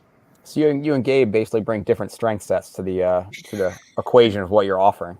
It's probably the same. We both won't stop talking, so people just want to finish the events and go home. No, we're lucky to get people from all over the place, like the Hawks, and we have people from California, from Colorado, from Texas. We get people that come back and join us. So it is every year. It's like seeing a bunch of friends and family, and then literal family, because I've got 2 brothers that come out pretty much every year to help us put on the event too. So the only thing we miss is we've never had Ian come down. Gabe, have you ever seen Ian down here? No, I don't know. I was just saying, man, that's some seriously solid and effective false advertising that you're doing to getting somebody to come out from Colorado to head out to the Delmarva for a trail race. Like, man, you are. I got some land to sell you in the Delmarva if you want. Here's look. This is like they've come out multiple times from Colorado. Listen, I mean, I'll go out to Colorado and run. Hashtag Katya Petrova. Yeah, no, hashtag Desi for Duck. Desi for Duck. Desiree Linden's getting into trail racing. More. Let's get her a duck. Yeah, I mean, we've got like a really good ultra runner that comes out every year. She was injured this year from Colorado. She's amazing. So, Yakaterina. So, good stuff. Right on. Well, Erin, congrats on your first ultra finish. Thank you. Mike, congrats on another round and the Duck, and good luck in your year ahead. There it is. Yes. Yep. Look at that. Can you just set that off the back porch and just kind of like duck hunt with it and just kind of like blow holes in it? I guess I wouldn't want to do that though. This thing's awesome. Look at it. Yeah. Well, so Ian, I have all the ones that the folks that don't finish. I have all these, these little duck trophies that are left over that I don't get to hand out. And so we put them around my house in my living room. I had this like little ledge, and there's just all of these duck finisher trophies that I don't get to give out. And I don't know, Mike, I mean, did you see them? I didn't see him, no. They're everywhere. There's probably 35 of them in my house in my living room. Oh, that's awesome. So anyway, I've got too many now. I need to start burning them or something, because I'm just, there's just so many. You could try smashing. Yeah. You could try smashing or just duck hunting. You could try having Trunk come over with a BB gun and put him out in the weeds somewhere, or trying to hide him. And then when he sees him, he just gets to try to shoot it. All right. In any case, Erin, I will look for the T-shirt soon. Mike, you can consider the T-shirt for the duck, and maybe we should try to sell some of those as well. And I am thankful for all you guys taking some time out, especially where life is so crazy for so many people these days, including you guys just hanging out in your car. Because like this, I appreciate it. So thank you. Always a pleasure. Thanks, Ian. We appreciate it. Totally. And thanks for promoting our races. Absolutely. All right. I'll talk to you all more later. Bye, y'all. Yeah. Thank All right. you. Bye. Bye-bye. All right, we are going to transition back up into Pennsylvania with another classic crew here. Luke, thanks for being on there. Erin, Absolutely. thanks for being on. And Stephanie, I will bring you into the stream, and I think you're on as well. We can see if you can get your camera rolling. What's with my camera? Wait, let me see. At least we got your audio, but you can. There might be something down there that says activated, but at least we got your audio and you sound pretty clear, even if you don't get the camera figured out. Thank you to all of you guys for being on here tonight. Erin, thanks for actually, Erin, I think you were just kind of the early versions, right? Where you sent over a couple clips, but have you been on one of the live ones yet? Time's a blur. No. Yeah, right Yeah, on. Well, thanks for one of being the early ones. Yeah. Right on. Well, thanks for being back on in live version. And so we are transitioning back up to at least the event in context being in PA. We're going to focus in on the Frozen Snot. So Luke Ebeling coming in to us from Bellefonte, PA. Is that where you're based, Luke? Bellefonte, yep. Mm-hmm. Bellefonte. Center County. Can I pronounce it Bellefonte? Because you can pronounce it however you want, Ian. It makes it sound maybe like more French, or maybe who's the singer? Harry Belafonte or something like that? I don't think his name was. I don't think it was Harry Belafonte. I think it was Belafonte. Belafonte, yep, you got it. Yeah, that's outstanding. So then when I come down there, people can just kind of look at me ridiculously. It's better than being known as State College's little brother. So I'm okay with that. That's good. All right. And so in addition to racing classics such as Heiner, Call of the Wilds, Mega Transect, and World's End Fall Classic, Luke is at the helm of the Frozen Snot, an event which tops the chart of my rankings of the toughest trail races in the Northeast per distance.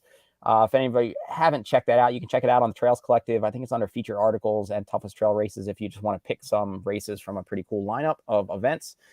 Erin is coming to us from Morgantown, West Virginia. I don't know if I can pronounce that differently to make me sound more ignorant. I grew up outside of Morgantown, PA, so I feel an affinity there for you. In 2022, his finishes included Heiner, World's End, Ironstone, Eastern States, and Black Forest.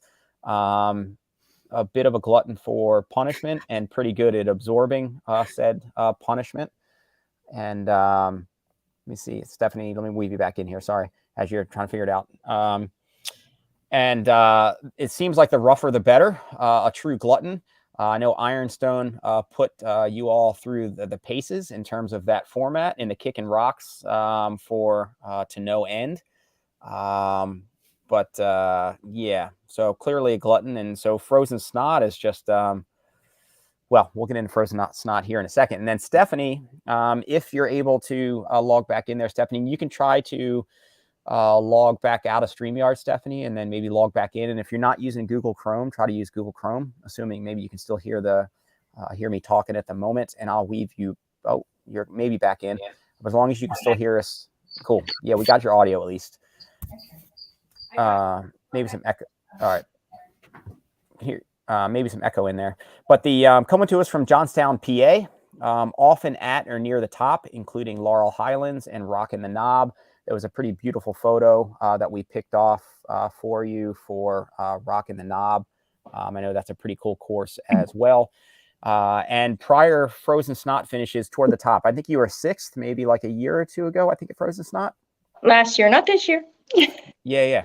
But you had to hang out with my daughter for a long period of time. So I did, and she was wonderful. She was wonderful. And it'll be cool to hear a bit about that. So I know this year didn't go as you'd hoped. And I think I caught your post on maybe the Idiot Runner page, or maybe it's just your own personal page. I can't remember.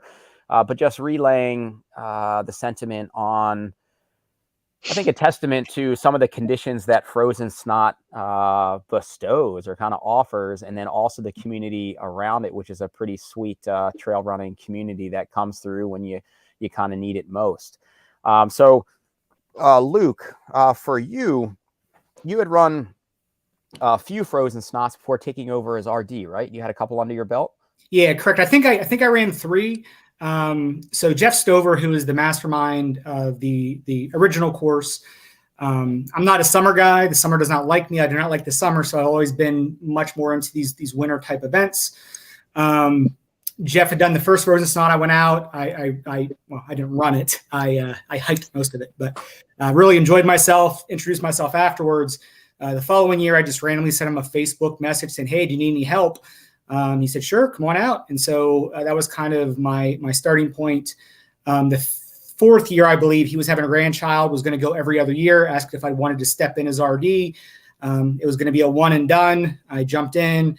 At the end of the year, he asked me if I wanted to stay on. Every year's been every year since then has been, another one and done. And 7 years later, this was my 7th Snot as RD this past year. So our 11th year.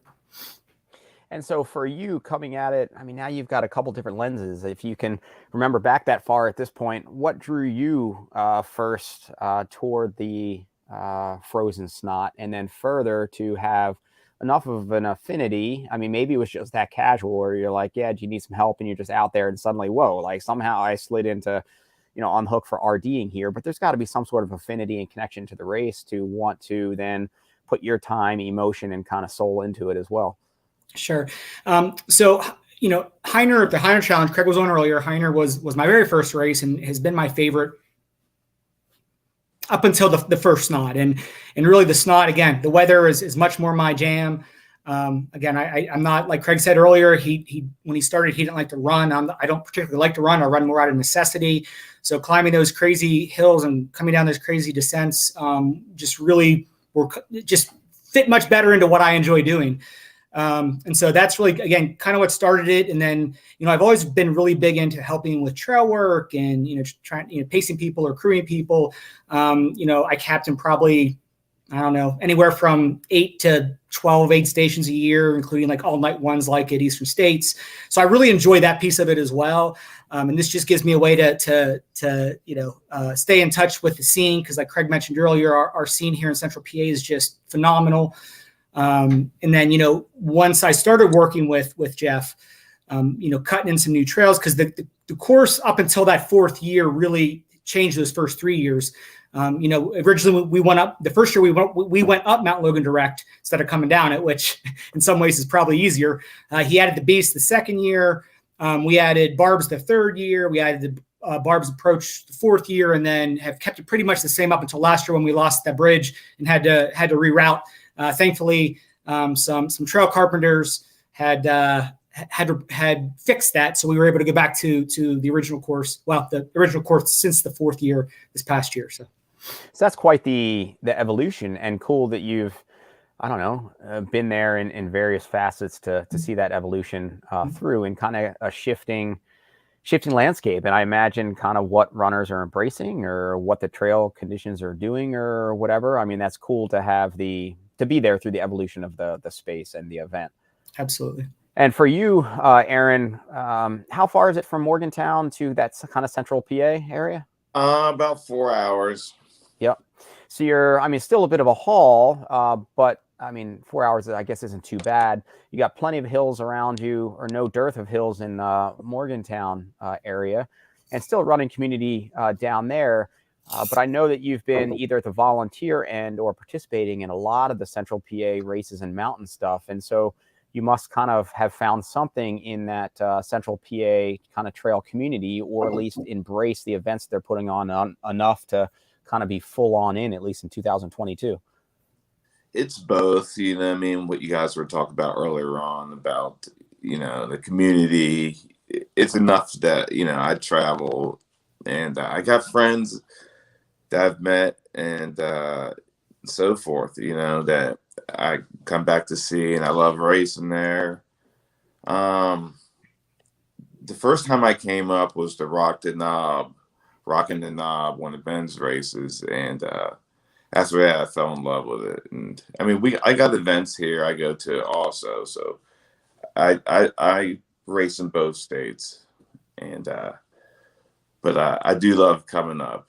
And just something quick about Craig. I remember the first time I met him, I was doing like a fat ass event on the Mid-State Trail, and he was and it went through his little town, and he was mowing the grass, and he stopped mowing the grass and ran out and talked to me for about 5 minutes in the road, you know, as before I was like, I gotta go, you know what I mean? So that was my first impression in meeting him. And just the other day at Frozen Snot, he made sure I was coming up to Heiner. Heiner's awesome too.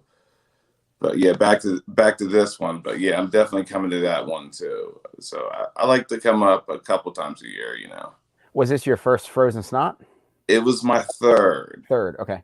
I missed last year. I got on wait list last year, but I didn't get pulled. It didn't get to me. And then Stephanie, for you, also have quite a bit of experience in the area, and it was kind of mid-distance races, right? Around the distance of like Frozen Snot. That's kind of where you've honed in. I've ventured into a little bit longer this past year, 50 miler, trying for 100 miler, still working on it. Is it something that you've tried and just weren't able to complete, or it's like, I'm just waiting till I feel like I'm fit enough to get in the mix? The end of this year was a little bit of a health journey that I wasn't ready for. And I think that's what hurt me at the Snot. December and January, I suffered COVID, had a rib injury from a fall in Laurel Highlands. I went into Beast of the East in North Carolina in the 100 miler, and I had spoke to the RD beforehand, and he let me drop to the 50 miler because of the rib injury. I think that was a soul crusher, and I think that's what I'm still dealing with. I'm supposed to run Rabid Raccoon in March and do a 100 miler, but unfortunately yesterday I got the stomach flu and I'm still suffering from that today. So I'm not liking 2023 at all so far. But what happened at Frozen Snot I wasn't expecting. We've run negative temperatures here. We've run in feet of snow. I've been trained in it. I've dressed for it. I wasn't expecting that whatsoever. I don't know if it was a result of COVID, still suffering from some lingering effects of that. But I climbed the first hill and I warmed up a little bit. But when I got to the goat path, I couldn't stop shaking. I was shivering, and I've never had so many people say to me, "I'm not trying to fill you up." They were just putting hand warmers under me and everywhere. And so it was not expected. So Luke, maybe set the stage for Frozen Snot. What makes it, I guess, maybe it's just obvious in terms of the name, the date, knowing you're in the PA Mountains, but set the stage, or for those who aren't already familiar with Frozen Snot, tell us a little bit about Frozen Snot, what it's all about. The Frozen Snot, we offer an 8 miler, 8.5 miler, and about a 13.5 miler, kind of packed into that. So for the full event, we're just under 6,000 feet of gain, 5,800 somewhere in that area, depending on whose GPS you're looking at. The 8 miler, there's about between 45 and 47, depending on who again is reporting it. But and keeping in mind, and I think I saw a post that Erin made the other day, keeping in mind that even the first mile and a half in, mile and a half out is basically on the road that goes back to Zindale Park. So really that's all packed into either 10 miles or 5 miles, depending on what you want to do. So there's a lot of elevation gain, a lot of elevation loss, a lot of straight up hills and straight down hills. We've really, because we've had some pretty gnarly injuries, we offer the ability to drop down from, you sign up for the half, and if I had $1 for every time somebody said to me, it's only a half marathon, and then, drop down to the 8 miler, I could probably retire. But it's I don't know, just not your normal half marathon. Crazy weather, you never know. I think when Erin was there 2 years ago, we had like 8 to 12 inches of snow, depending on where you were at. The year after that, so last year, it was you had like all 4 seasons on the course. It was a little warmer, but there was snow, there was ice, there was water, there was wind, there was mud. It was pretty crazy. And Zach Miller and Lipsy had both coming off of injuries, but like just had a tremendous back and forth to the finish line for that event. And this year we had almost no snow, but it was, I think, 8 degrees to start, wind chill below 0. Like, it was pretty crazy. So you just never know what the weather is going to be. Now, certainly, we tend to have it between the third weekend of January through about the third weekend of February, just depending. And that just obviously depends on my team's schedule and when they're available. But it's kind of crazy because it seems to be the further we kind of push it away, the better luck we've had with weather, at least the past few years. If you look at it this past year, on Friday, it was, wind chills of -20, -30. Like, it was crazy. Like, I'm really glad it didn't happen that day because it probably would have been a lot worse for the runners. Saturday, again, still pretty big wind chill. Started out very cold. And then on Sunday, it was 50 degrees. So, we kind of got sandwiched in. It kind of worked out really well, at least as far as safety and kind of keeping the name where it needs to be. So, and you mentioned, good. You're okay. Yeah. And so you kind of commented on some of that, and people can glean it just from the sheer elevation gain and loss. And as you mentioned in one of Erin's posts, at least when you're climbing up through the opening boulder field, I think is one of the images that I think you posted there. The conditions can dramatically impact, I think, safety. I don't remember. It might have been, I maybe caught an old Facebook thread. I think I was looking for a current one, but caught an old one. And it was, I think it's back and forth about a mandate of carrying maybe certain gear, or like you were mandating having some sort of foot traction. Some sort of foot traction on there. And some people were kicking back to that. And you're like, yo, like, there's a legit kind of safety risk, and you may be from around here, but look, I'm kind of putting on an event here, and it can be bad, and we're going to have to rescue you. Or, I mean, this is one of those courses where there's some kind of legit considerations. And we've had some pretty gnarly injuries. We've had, broken bones, which again happens at most races. We had unfortunately had a gentleman pass away the year before I took over as RD. I actually ran with him for a while. He ended up having a heart attack, which again is not necessarily, weather related, but and then I think my second year as RD, there was a woman, tremendously nice woman who kind of went on. We still had the option to drop at that point, but she was with friends. She pushed on. She probably shouldn't have.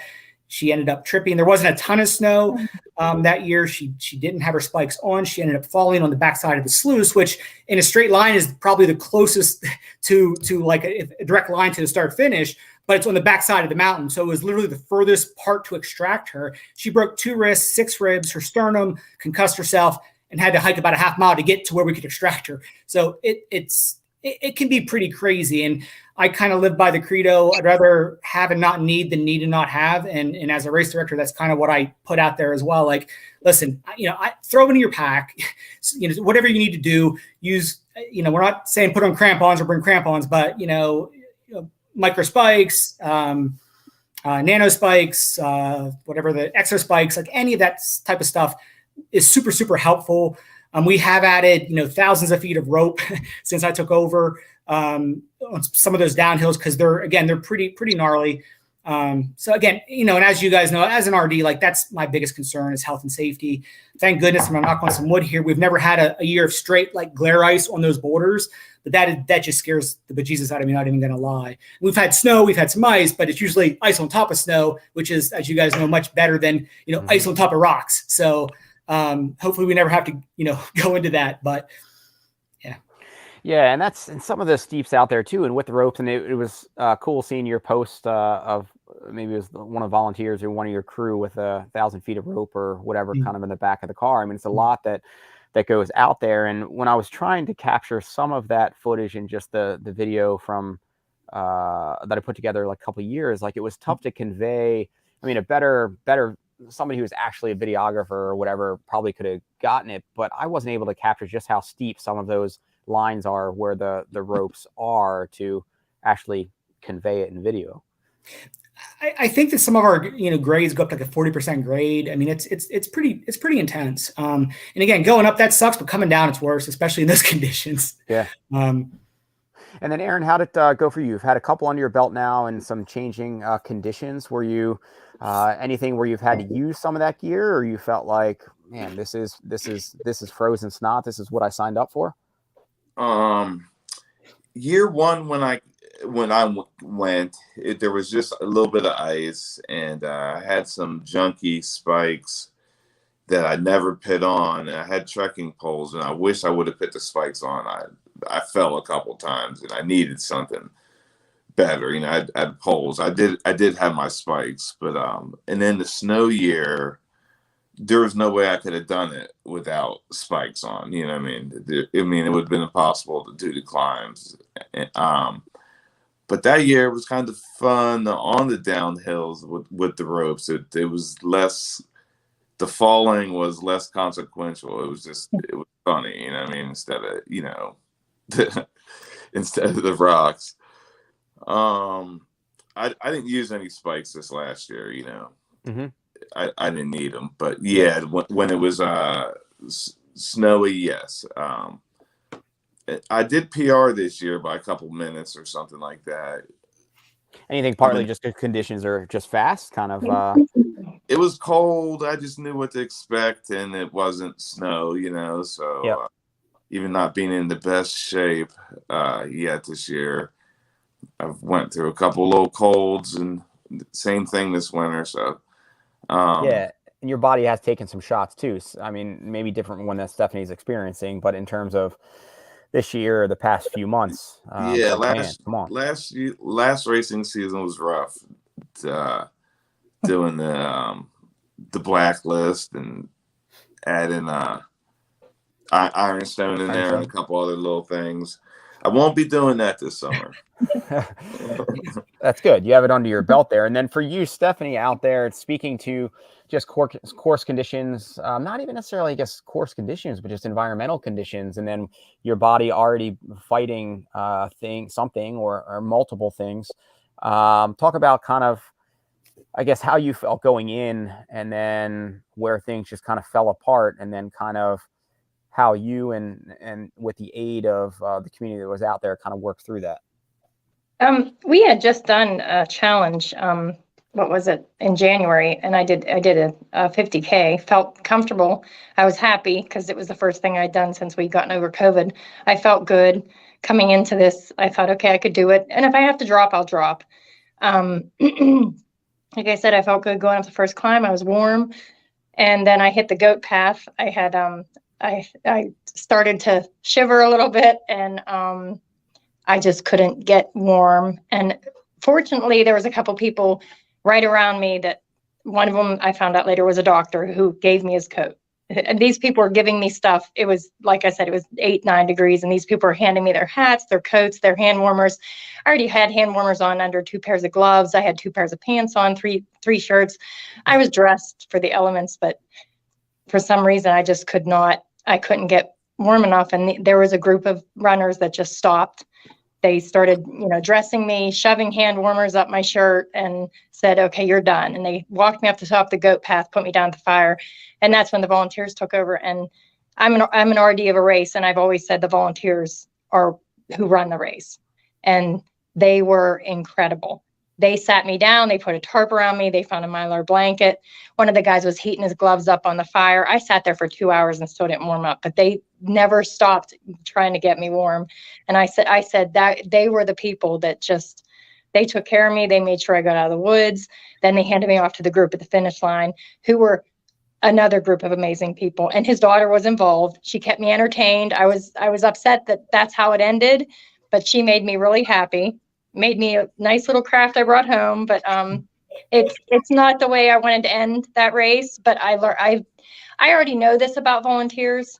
They don't have to be out there for 5 or 6 hours or 10 hours. They do it, because they want to be. And to see it from a runner's point of view, and then to see it from a volunteer's point of view and an RD's point of view, I give all the credit in the world to the RD for having such wonderful volunteers. And like I said, the runners that helped me up the hill. And like when I found out the one guy was a doctor, and he told me later, he said, you were slurring your speech. He said, you were done. He said, if you wanted to get up and leave that fire, I wasn't going to let you. So I'm always blown away by the trail community. I crossed over from running on roads about 2 years ago. And I'm going to say this now because I'm probably going to get bashed about this later, but I have nothing against running roads and the road running community, but this kind of atmosphere is what has drawn me in further into the trail community.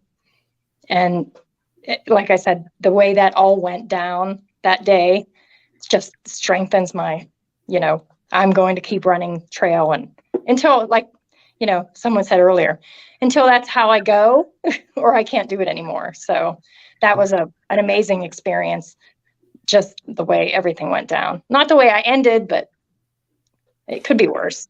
How old's your daughter, Luke? I actually have two daughters. My oldest is 15. She was handing out the mugs at the finish line with one of her friends. My youngest is 10. And I hesitated to bring her because I knew it was pretty cold for her, and she spent a lot of the time. So this past few years, Restless Oaks, which is a little restaurant in the Macawatan area, has been hosting us. We started at the reserve center there, and once that reserve center shut down, we were kind of up in the air about, like, what are we going to do? Where are we going to go? And we went from an indoor event, like an indoor start finish, to an outdoor event. And so I was really concerned that numbers were going to drop because, again, these PA winners, you just never know. So she spent a lot of the time in the basement of Restless Oaks, which is kind of where we, for the week before, get things set up, make the soup, make the sandwiches, all that sort of jazz, and get it ready. So, Steph was so cold, she ended up going there. And so my youngest Harper was there entertaining her, and she likes to talk and she likes to be the center of attention. So, I think at one point, Steph, I think when I was running there for something, I even apologized, and you're like, no, she's good. So. She was wonderful. Like I said, she made me something. I still have it. And that's great. Yeah.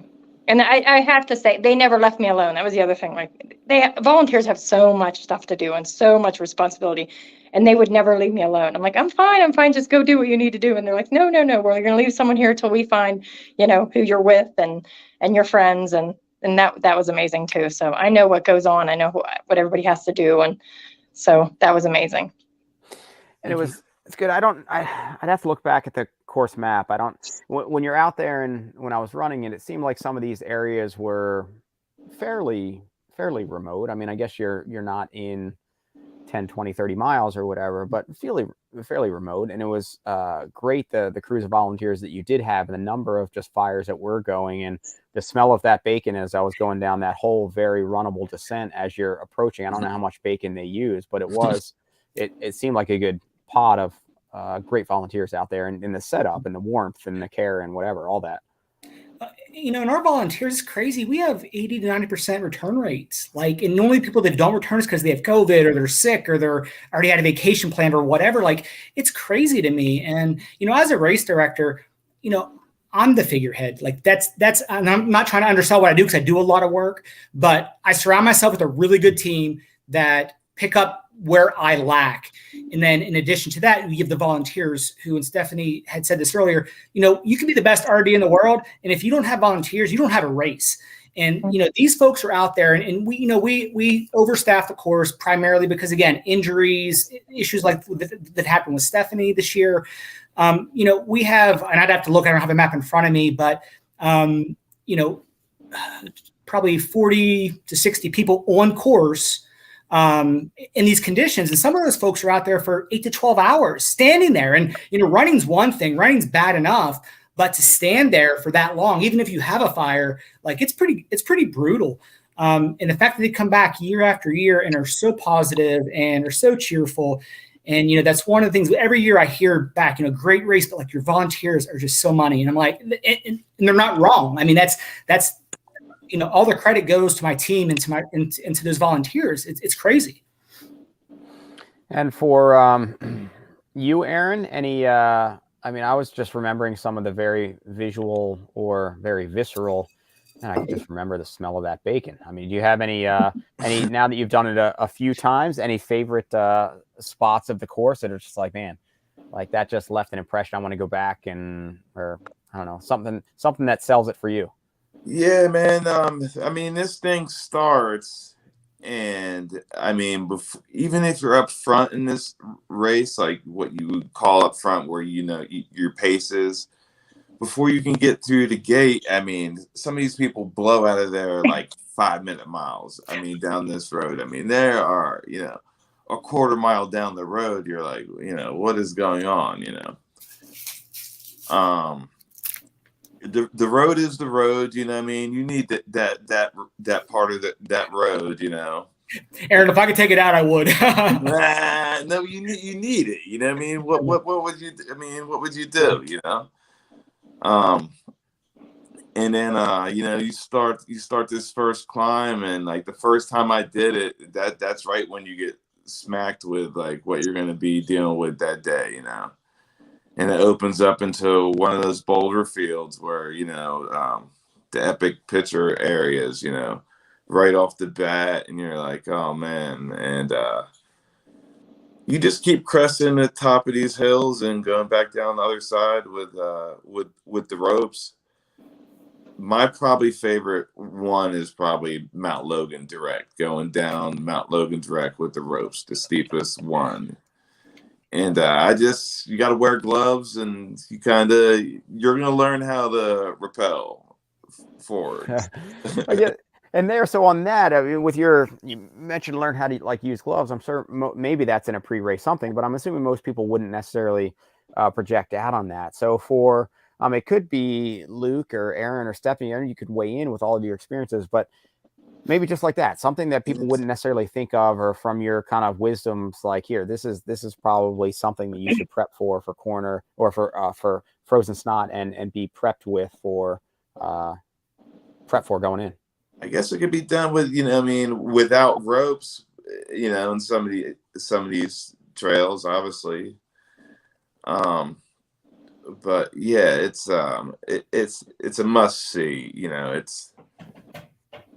but if you don't see it before, you will be shocked the first time. But, you know, after a couple of times, I was able to do better, and I'll be back. You know, I mean, I only missed last year because I was screwing around at work or something.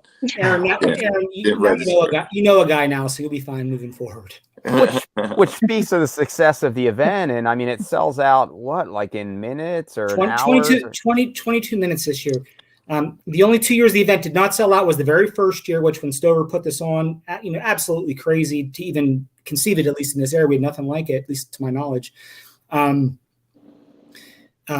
just totally lost that train of thought. I apologize. Yeah, no, that's right. Yeah, sold out in like 22 minutes. Or yeah. The first year we didn't sell out, and then the COVID year we didn't sell out. But I mean, I think that was partly COVID, and we also, I mean, we're really strict as far as COVID. You know, the parameters around COVID based on what DCNR was telling us, what the city was telling us. So I think that probably restricted, you know, sign up a little bit there. And every year, as the pessimist that I am, every year, oh my goodness, we're not going to sell out. And my team's like, oh, shut up. Yes, we are. And, you know, 22 minutes this year. It was just absolutely crazy. And that was 300 people. And I think, you know, we ended up letting in, I think 340, probably had another 100 people still on the wait list. It's just pretty crazy. It's kind of a niche event that's garnered this kind of cult following. And people seem to really enjoy it. It's one of those races. It's either a one and absolutely no way, never again, never happening, or it's I'll be back every year. You know, It's true. Yeah, thanks to your volunteers too. I just seen Schaefer say something. I was trying to chase him down. He ran a hell of a race. You know what I mean? He's a piece of work, isn't he? He is, and all those guys are. Yeah. Well, that's, you know, I think Craig had kind of alluded to it earlier, just, you know, all the local race directors. I mean, and I hopefully I'm not missing somebody here. I tried writing this doan. It's been a long day and a long few weeks. But, you know, as far as volunteers, whether they were on the course, whether they helped pre race, Heiner, Little Loggers, Hills Creek, Dirty Kiln, Rock in the Knob, Ironstone, Eagleton, Call the Wilds, folks from the Allegheny Trail Runners, all the folks from PA Trail Dogs, they're all out there putting in that time and helping. And it's just, again, the community is just so incredibly fantastic. I just can't imagine doing anything like this without that. Which, I mean, just you going through that list, I mean, that's the PA central, at least central PA trail scene, right? I mean, in full, coming out to prop each other's events and make it all the greater community. And that's huge. Mm-hmm. What, Stephanie, assuming you clear this current bug that's in 2023 does improve, you mentioned a 100 miler at some point, but what do you got on deck? What are you looking to for this year? Well, we have a race April 29th. It's the week after Heiner on the Dam Trail.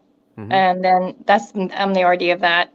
And then I'm supposed to do Rabid Raccoon 100 miler, but I'm debating going down to the 100K just because of what's been going on. And then I'm doing the 70K at Laurel Highlands. And my big site this year is Eastern States. So we will see. Hope to see it my way. I want to be there. I keep saying I'm going to do it. I have enough time to train. I have enough time to get healthy. Yeah. I think I can do it. Mm-hmm. Listen to Erin. He conquered the world last year. All I want to do is one race. I wish, but I'm not gonna. It's a new year. I'm not gonna hang my hat on last year's stuff. Oh, we can hang it for you though. That was a pretty impressive year. But I got small goals for this year too, a little bit. And so, what do you? And if you're wanting to share them, what do you got on deck? What are you looking toward? I'm going down to GDR, to Georgia Death Race here. Wow. That I could be in definitely better shape for, just after just the slump since, the end of last year. I'm going to Heiner and some other little things, but if I say here, then I guess it has to. It's going to be out there. Yeah. You have to do it. I'm going to try to sub 24-hour rim to river. Cool. Down there in the gorge and here in West Virginia. That's great.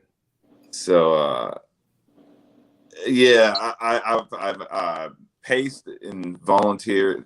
No, did I volunteer? No. I've paced and hung out the 3 years down there and for it, and so now I guess I gotta give it a go, and I want the shiny buckle, and it could happen. I think I could do it. You know what I mean? So there's that. Boom. Did they have a different buckle for sub 24, or is it all the same buckle? They do. They started that. Yeah. Oh, shiny one. So that's funny. The over 24 is a little less shiny. That's it'll do fine, but I'd rather the one with the rhinestones on it or whatever, the glitter. And then Luke, you'll be on the back end some in terms of volunteering. Any that you're setting your own sights for? So when I first started trail running 15-ish years ago, I did a lot of races, and the older I've gotten, the less my body likes the heat. So the last time I did the 7 miler at Chief Watona a few years ago with my oldest daughter at her pace, and I felt fine during the race, and I threw up for a half an hour afterwards. So the heat just does not do well with me at all, which makes it honestly very hard to train for longer stuff. I've done the Gold Creek 100K a couple times. I probably mistakenly or stupidly had let out of the bag too many people that when I turned 50, I want to do a 100 miler. That's a year and a half away. So, and kind of the difficulty surrounding that is trying to find one in cool enough weather that I think that I at least have somewhat of a decent shot at it. Unlike these two other beasts that are here, I'm not a fast guy. Even in my best shape, I'm like middle of the pack. I'm just stubborn AF and, broken bones in my hand and finished races 18 miles later and, throwing up at mile 40 and throwing up every 2 miles from there to the end and finish. So I'm just stupid. But I also know at this point that, 100 miles in the heat, I talked to Stephanie about, coming up for her race, and she's like, it was 80 degrees last year. I'm like, I'll volunteer. My mom can run. It might not be 80 this year. It's in April. If you do race day signups, you offer that, then maybe maybe it'll be a race day thing. But I'm certainly happy to help wherever I can. But my oldest daughter, I signed her up for her first half marathon, which is the Buckridge Burn here, April 4th. So after a few years of her turning into her teenage years, because she was kind of my mini-me and my shadow for many years on the trail scene, then she got too cool to hang out with her dad, and she's kind of come back around. So I've had her out each weekend day for the past month and a half, training her to do that. So that's pretty exciting for me. And the 100 miler that I have my eyes on is the Devil Dog. I think is that in Virginia, I believe. First weekend of December. And I found out, I actually did a little research this year, and they do offer 100K as well. So I hope to sign up for the 100K this year just to go out and do it and see, probably run that with my mom, who will be 70 at the time.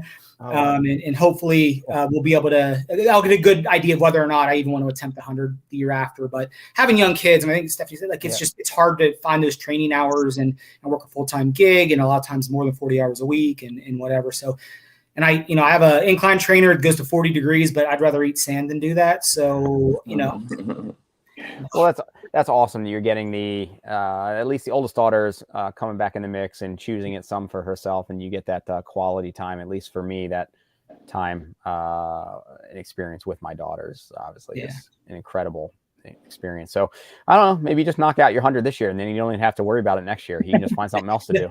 No, my idea is like when I turn 50, so it's just get it over with now. Yeah. Well, that is exciting to look forward to, and Devil Dog would be a good one to key on. But if I come across others that I think that maybe fit the bill that might not be burners, I'll send them your way too. I appreciate that. Well, right on. Well, Luke, Quick and question. Yeah, absolutely, Erin. Quick question. If you raced one of yours, what would you race? Like what Craig was saying. For Luke, like if Luke chose one like a year, or no, like if I didn't know if you've, like what Craig said, like he races his race. For in Luke's lineup, would or you my do lineup? it? Which one would you want to see from that view? You know what I mean, or something? Oh yeah. I don't know. Just something I was just brainstorming. Yeah, for sure. I didn't know if that was weird. Sorry. No, it's not weird at all. It just made me flip the way my brain was thinking in the moment. Man, that's a good question, because I haven't thought that way. Like, I've never felt like I feel like I can do my own races. And again, I've always thought it was pretty impressive that Craig can. And I think that the way that he looks at that and the way he presents it is spot on. I think I'm just always feeling like I need to be on hand in case something does happen. And it has happened. I have had death at one of my events. I have had, breaks, and I've had in Virgil Crest last year, one of my runners went down at doing the 50K. I think he was doing the 50K and pretty close to the finish. Usually it happens before the finish. And by the time I got word and could get to him, I ended up being the first responder and ended up possibly saving his life in that moment. It was like a really close call. And so, like, I don't know, like, I'd be too worried about, it should be my responsibility in putting on this event to be present in case something like that does come up. I don't know if I could do too well living with myself if I wasn't there in that moment. Yeah. I felt like I was off kind of playing or whatever. But with all that said, I guess if I tried to take it myself out of my own head there, I don't know. Some of my Cayuga Trails, I think, is a really beautiful course, and it's very special to me just because it's been some of my home turf, so to speak. But because I've run it so much, I don't know whether I necessarily feel like I'd need to race it. One of the ones that feels kind of most play to me would probably be Breakneck Point. It has a little bit of frozen snot. It just doesn't have the frozen snot conditions. But for the same reasons that I really just had fun kind of going up the frozen snot boulder fields, Breakneck has some of that as well. So maybe I'd say Breakneck because it kind of feels just like play. Well, thanks, man. I hopefully that wasn't awkward. No. I had to figure out in terms of where you were coming in and then change my headspace because I'm not used to thinking about it in that way. But no, I appreciate you asking it all. And if there's anything that you guys have any like questions about for each other or things what you're going, totally open here. But don't want to hold you guys too long either. I know we're kind of past time here, but I do have two quick things. Yeah. One of which is, and I want to say this out loud simply because if I say it out loud, kind of like that 100-miler, I really can't back out. But, myself and my team, and it kind of cleared it with the team, but we're looking to do a nice little summer race using the vast majority of the Snot course and making it a marathon. So cool. Hopefully, haven't went to the city with it yet, but DCNR is kind of on board. So hoping to do a marathon in the summer, which would be absolutely gross to me, but it brings a whole different set of issues. we'll probably do a half marathon and a full marathon, but regardless. So there's that. And then I just kind of want to toss out there, as far as being the RD, I'm the guy who people can come and yell at if they need to. Without my team, it wouldn't be possible. And so, my mom, Jane Cohn, she is my operations coordinator. She's been my right-hand person since the year I took over. Joanne Heimer is my volunteer coordinator. She's just amazing. I don't know how she, that organization piece that I don't really have, she's got that. Maddie Sell, who took over and has just taken our registration and social media stuff to the stratosphere. Again, not a techie guy at all. I barely got in here to this today. So she's done wonderful stuff with that. And then Paul Knoll, who's my trail boss, which is the one thing I really enjoy doing is doing the trail work. But, for the past 2 years, I swear to all that's holy, I haven't stepped on that course prior to the event and laid one flag because he just takes care of it. I've even said, hey, can I come out and help? He's like, nope, too many people already. I said, okay, well, then I'll lead a hike or something. So I just wanted to, again, toss all their names out there and thank the city of Lock Haven and DCNR and Restless Oaks and Redmond's Complete Comfort. We just have so many really good sponsors and people that Julie Brennan at the city, not the city, she works for the county actually, but she does she brings in, she's the recreation person and is did a survey this year to try and, like you mentioned earlier, Ian, to talk about economic impact. So we can then go to the city and say, hey, in February, we bring in this much money to the city that wouldn't be here otherwise. And I know she plans on doing that with the Boulder Beast and other events in the Clinton County area. So, and I'm sure I've missed somebody and I'm going to be pissed at myself for doing that. That was the first swear word. I'm pretty impressed because normally I have a pretty. We'll take piss. We're good with that. Yeah. Well, I haven't dropped an F-bomb yet, so I'm pretty proud of myself. But again, just want to thank everybody because without them, I could not do this and I would not do this, even more importantly. And also, I just want to give Steph a chance to pitch her race because I know she's got that upcoming too. Yeah. Well, I was going to tell you, I wanted to say your mom was amazing, and I didn't thank her before when you mentioned her just now. Your mom was in the basement with me too, and like I said, she was amazing. She's the one that took me in there, and she sat me down there. So yeah, I want to give her a shout out. And she checked on me afterwards. She messaged me on Facebook, so I thought that was really wonderful. Yeah, we have there is a dam that is right out here. We have a wonderful single track trail that goes around it. We have a 17-mile loop and we have a 34-mile loop, and then we have a relay. I would call it a really good beginner's ultra marathon. There's only about 1,500 feet of elevation. It's not it's not going to be like Rockin' the Knob or even Frozen Snot elevation. It can be. I was really shocked last year when it got to be 80 degrees. We had a lot of people drop out. I don't expect the weather this year to be that bad, but it's a great race. We have great volunteers. We have wonderful people to help run us. It's all the benefits go to a local camp. It's Camp Harmony, and they make all the food. So you're going to get wonderful food on the course, and it's a great race. So this is our 4th year. Awesome. And plug the name. Hope to make it down to at least volunteer. So hopefully the weather's okay to run it. Though I really don't expect it to be 80 degrees. I don't. And plug the name one more time. It's on the Dam Trail. On the Dam. It's on Ultra Sign Up. Yeah. And everybody keeps saying, well, I'm running Heiner the week before. And I'm like, this is not, you could come off of Heiner and run this and not have any problems. It's not. That's why we sort of moved away from the same Saturday. It was on the same Saturday as Heiner because we were losing some people to running Heiner, and it's the elevation and the trail is much different course. So real quick, if I can just touch into my mom for a second. Yeah. So my sister, Rachel, is the one who got me into trail running. She randomly a month and a half before Heiner called me, her hairstylist had run it and was talking to her about it. And I'm not an athlete. I've never been an athlete, not a thing. You're in Central PA when actually the hairstylists are tuning you into the trail races. Right, exactly.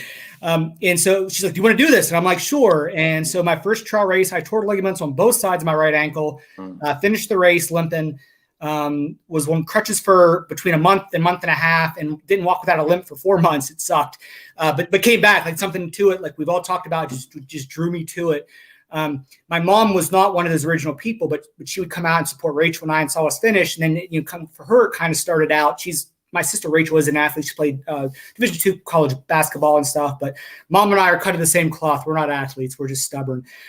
So I told you about, I broke my hand 2 miles in at Rockin' the Knob, broke these 2 fingers, spiral fractured them.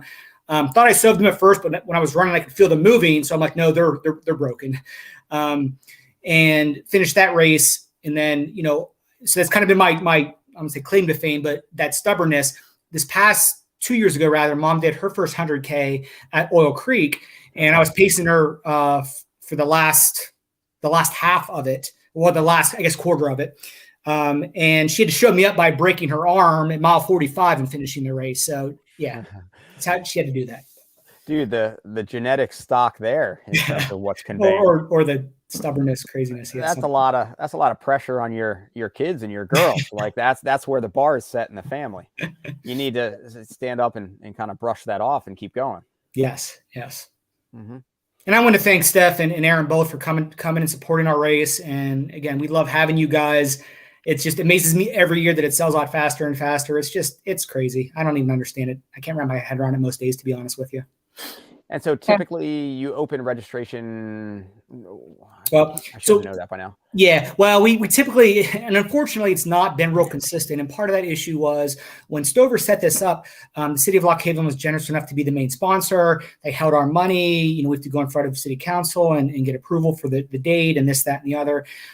We have taken the first step into, well, actually here shortly, we kind of ran a co-event this year. I created a trail running, a hiking group on Facebook 10 years ago. It's our 10th year, Central Region Trail Fiends / Trail Friends, whatever.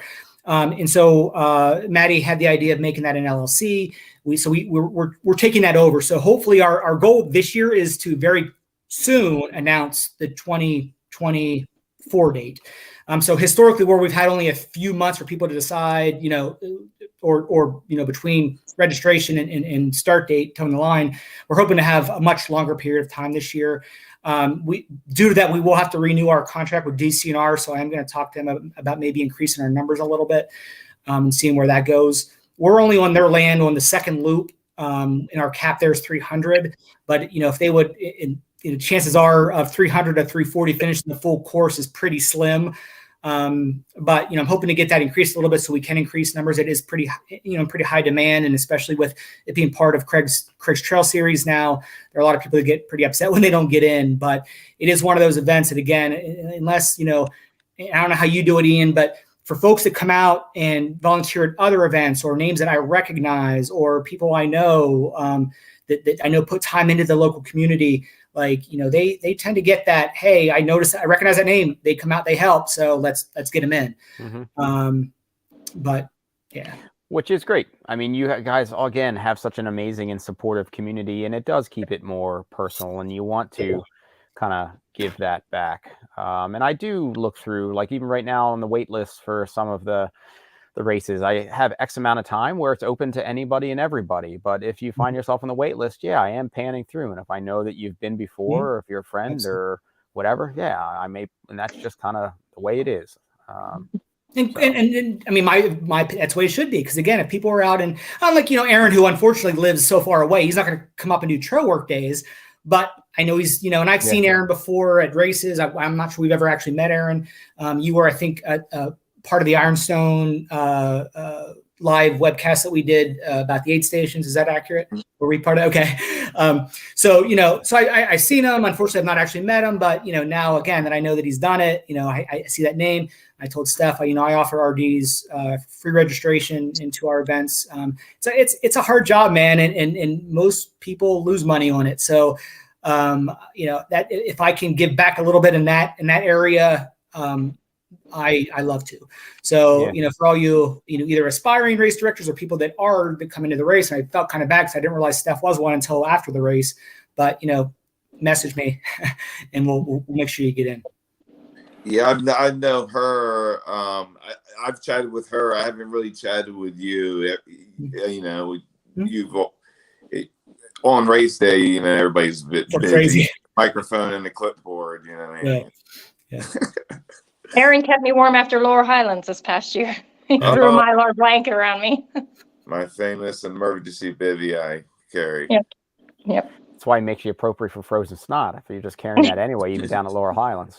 And Ian, thank you so much for doing what you do. And I know you've reached out to me multiple times in the past. And, I I get a little camera shy and I have anxiety. So like, this is not, Man, no, you're all good. I know you'd mentioned that ahead of time, but I don't know. It's also the trail running community. I don't know if I'd even know if somebody was kind of like, awkward or weird. I don't know. I guess that's the beauty of the community, where it should be, I don't know, anybody and everybody. And a lot of us are kind of dorks in some regards. Yeah, let's be honest. We're good. Yeah, let's be honest, Ian. We're all kind of weird, or we wouldn't be doing this. So. Right. So I don't know. You seem pretty par for the course for me, man. Yeah. Well, just because you're weird too. So maybe. Yeah, I'm not. He's in a pod. That's right. So I appreciate you making the time here and following up, and glad we were able to connect. And everybody's got a lot on their own plate, so I really appreciate it. Well, all right. I am going to try to catch a couple of my household before bed, and I am starving. I need to eat. I almost got to eat dinner, but it's right here next to me. So I'm gonna hit this here just a minute because my stomach's saying I need to. But I so appreciate you guys coming on, Luke, and those that have come before and those that support you. Put on a truly amazing event. Thank you. There's a reason it sells out in 22 minutes, or that it will be 18 minutes next year. Stephanie, it was cool. I'm sorry that it didn't go as you had hoped for this year, but that you got a sense of community out of it. And I know you'll be back. And I hope that On the Dam goes really well. And that's coming right up. I hope the planning's going well. And Erin, I hope to check back in with you when you're sporting a shiny sub 24 hour buckle here pretty soon. Cool. Just get Caleb to pace you or somebody like that. Yeah. If anybody will get you in, there it is. But good luck to that as you get into this year. Okay. All right. Nice chatting. Yeah, for sure. Thanks, everybody. All right. See you guys. Night. All right. So for those who tuned in live, I really very much appreciate it. Your support, your comments, and supporting the guests and their events, and being part of a really amazing community. Again, it's the intent of the Trails Collective to showcase a lot of amazing individuals and entities doing a lot of pretty awesome things, to showcase some of the Beast Coast events and names and personalities and organizations. And I'm thankful for all of you who help support this happening at all. All right. So I'm going to get some food in my stomach, try to catch at least one daughter before they're out. And I will catch you next week. Next week, I think I may try to have Phil Vonder on, who just completed the Catskill Grid, as well as potentially David Kilgore, who just took the win at 7 continents, 7 marathons in 7 days, and followed up with Tarawara 50K finish as well. A pretty amazing effort. So not necessarily trail related, but pretty incredible and true Beast Coaster. So I will get that out here pretty soon. And thanks so much. And Jane, one of my last questions was to Luke. So it was supposed to be what goes into your secret recipe with, I think if I was remembering right, chili or something like that. But I'm not sure. I felt like maybe it was just going to be like that's why it's a secret. And I just didn't want to waste anybody's time. But Jane, thanks for all that you do for the community as well, and for commenting in there at the end. And Ice Empress hairdresser comment is gold. I hope you are doing awesome. I hope coaching is going well, Sared, and hopefully I'll talk to you soon again. All right. Thanks so much, all. All right. See ya.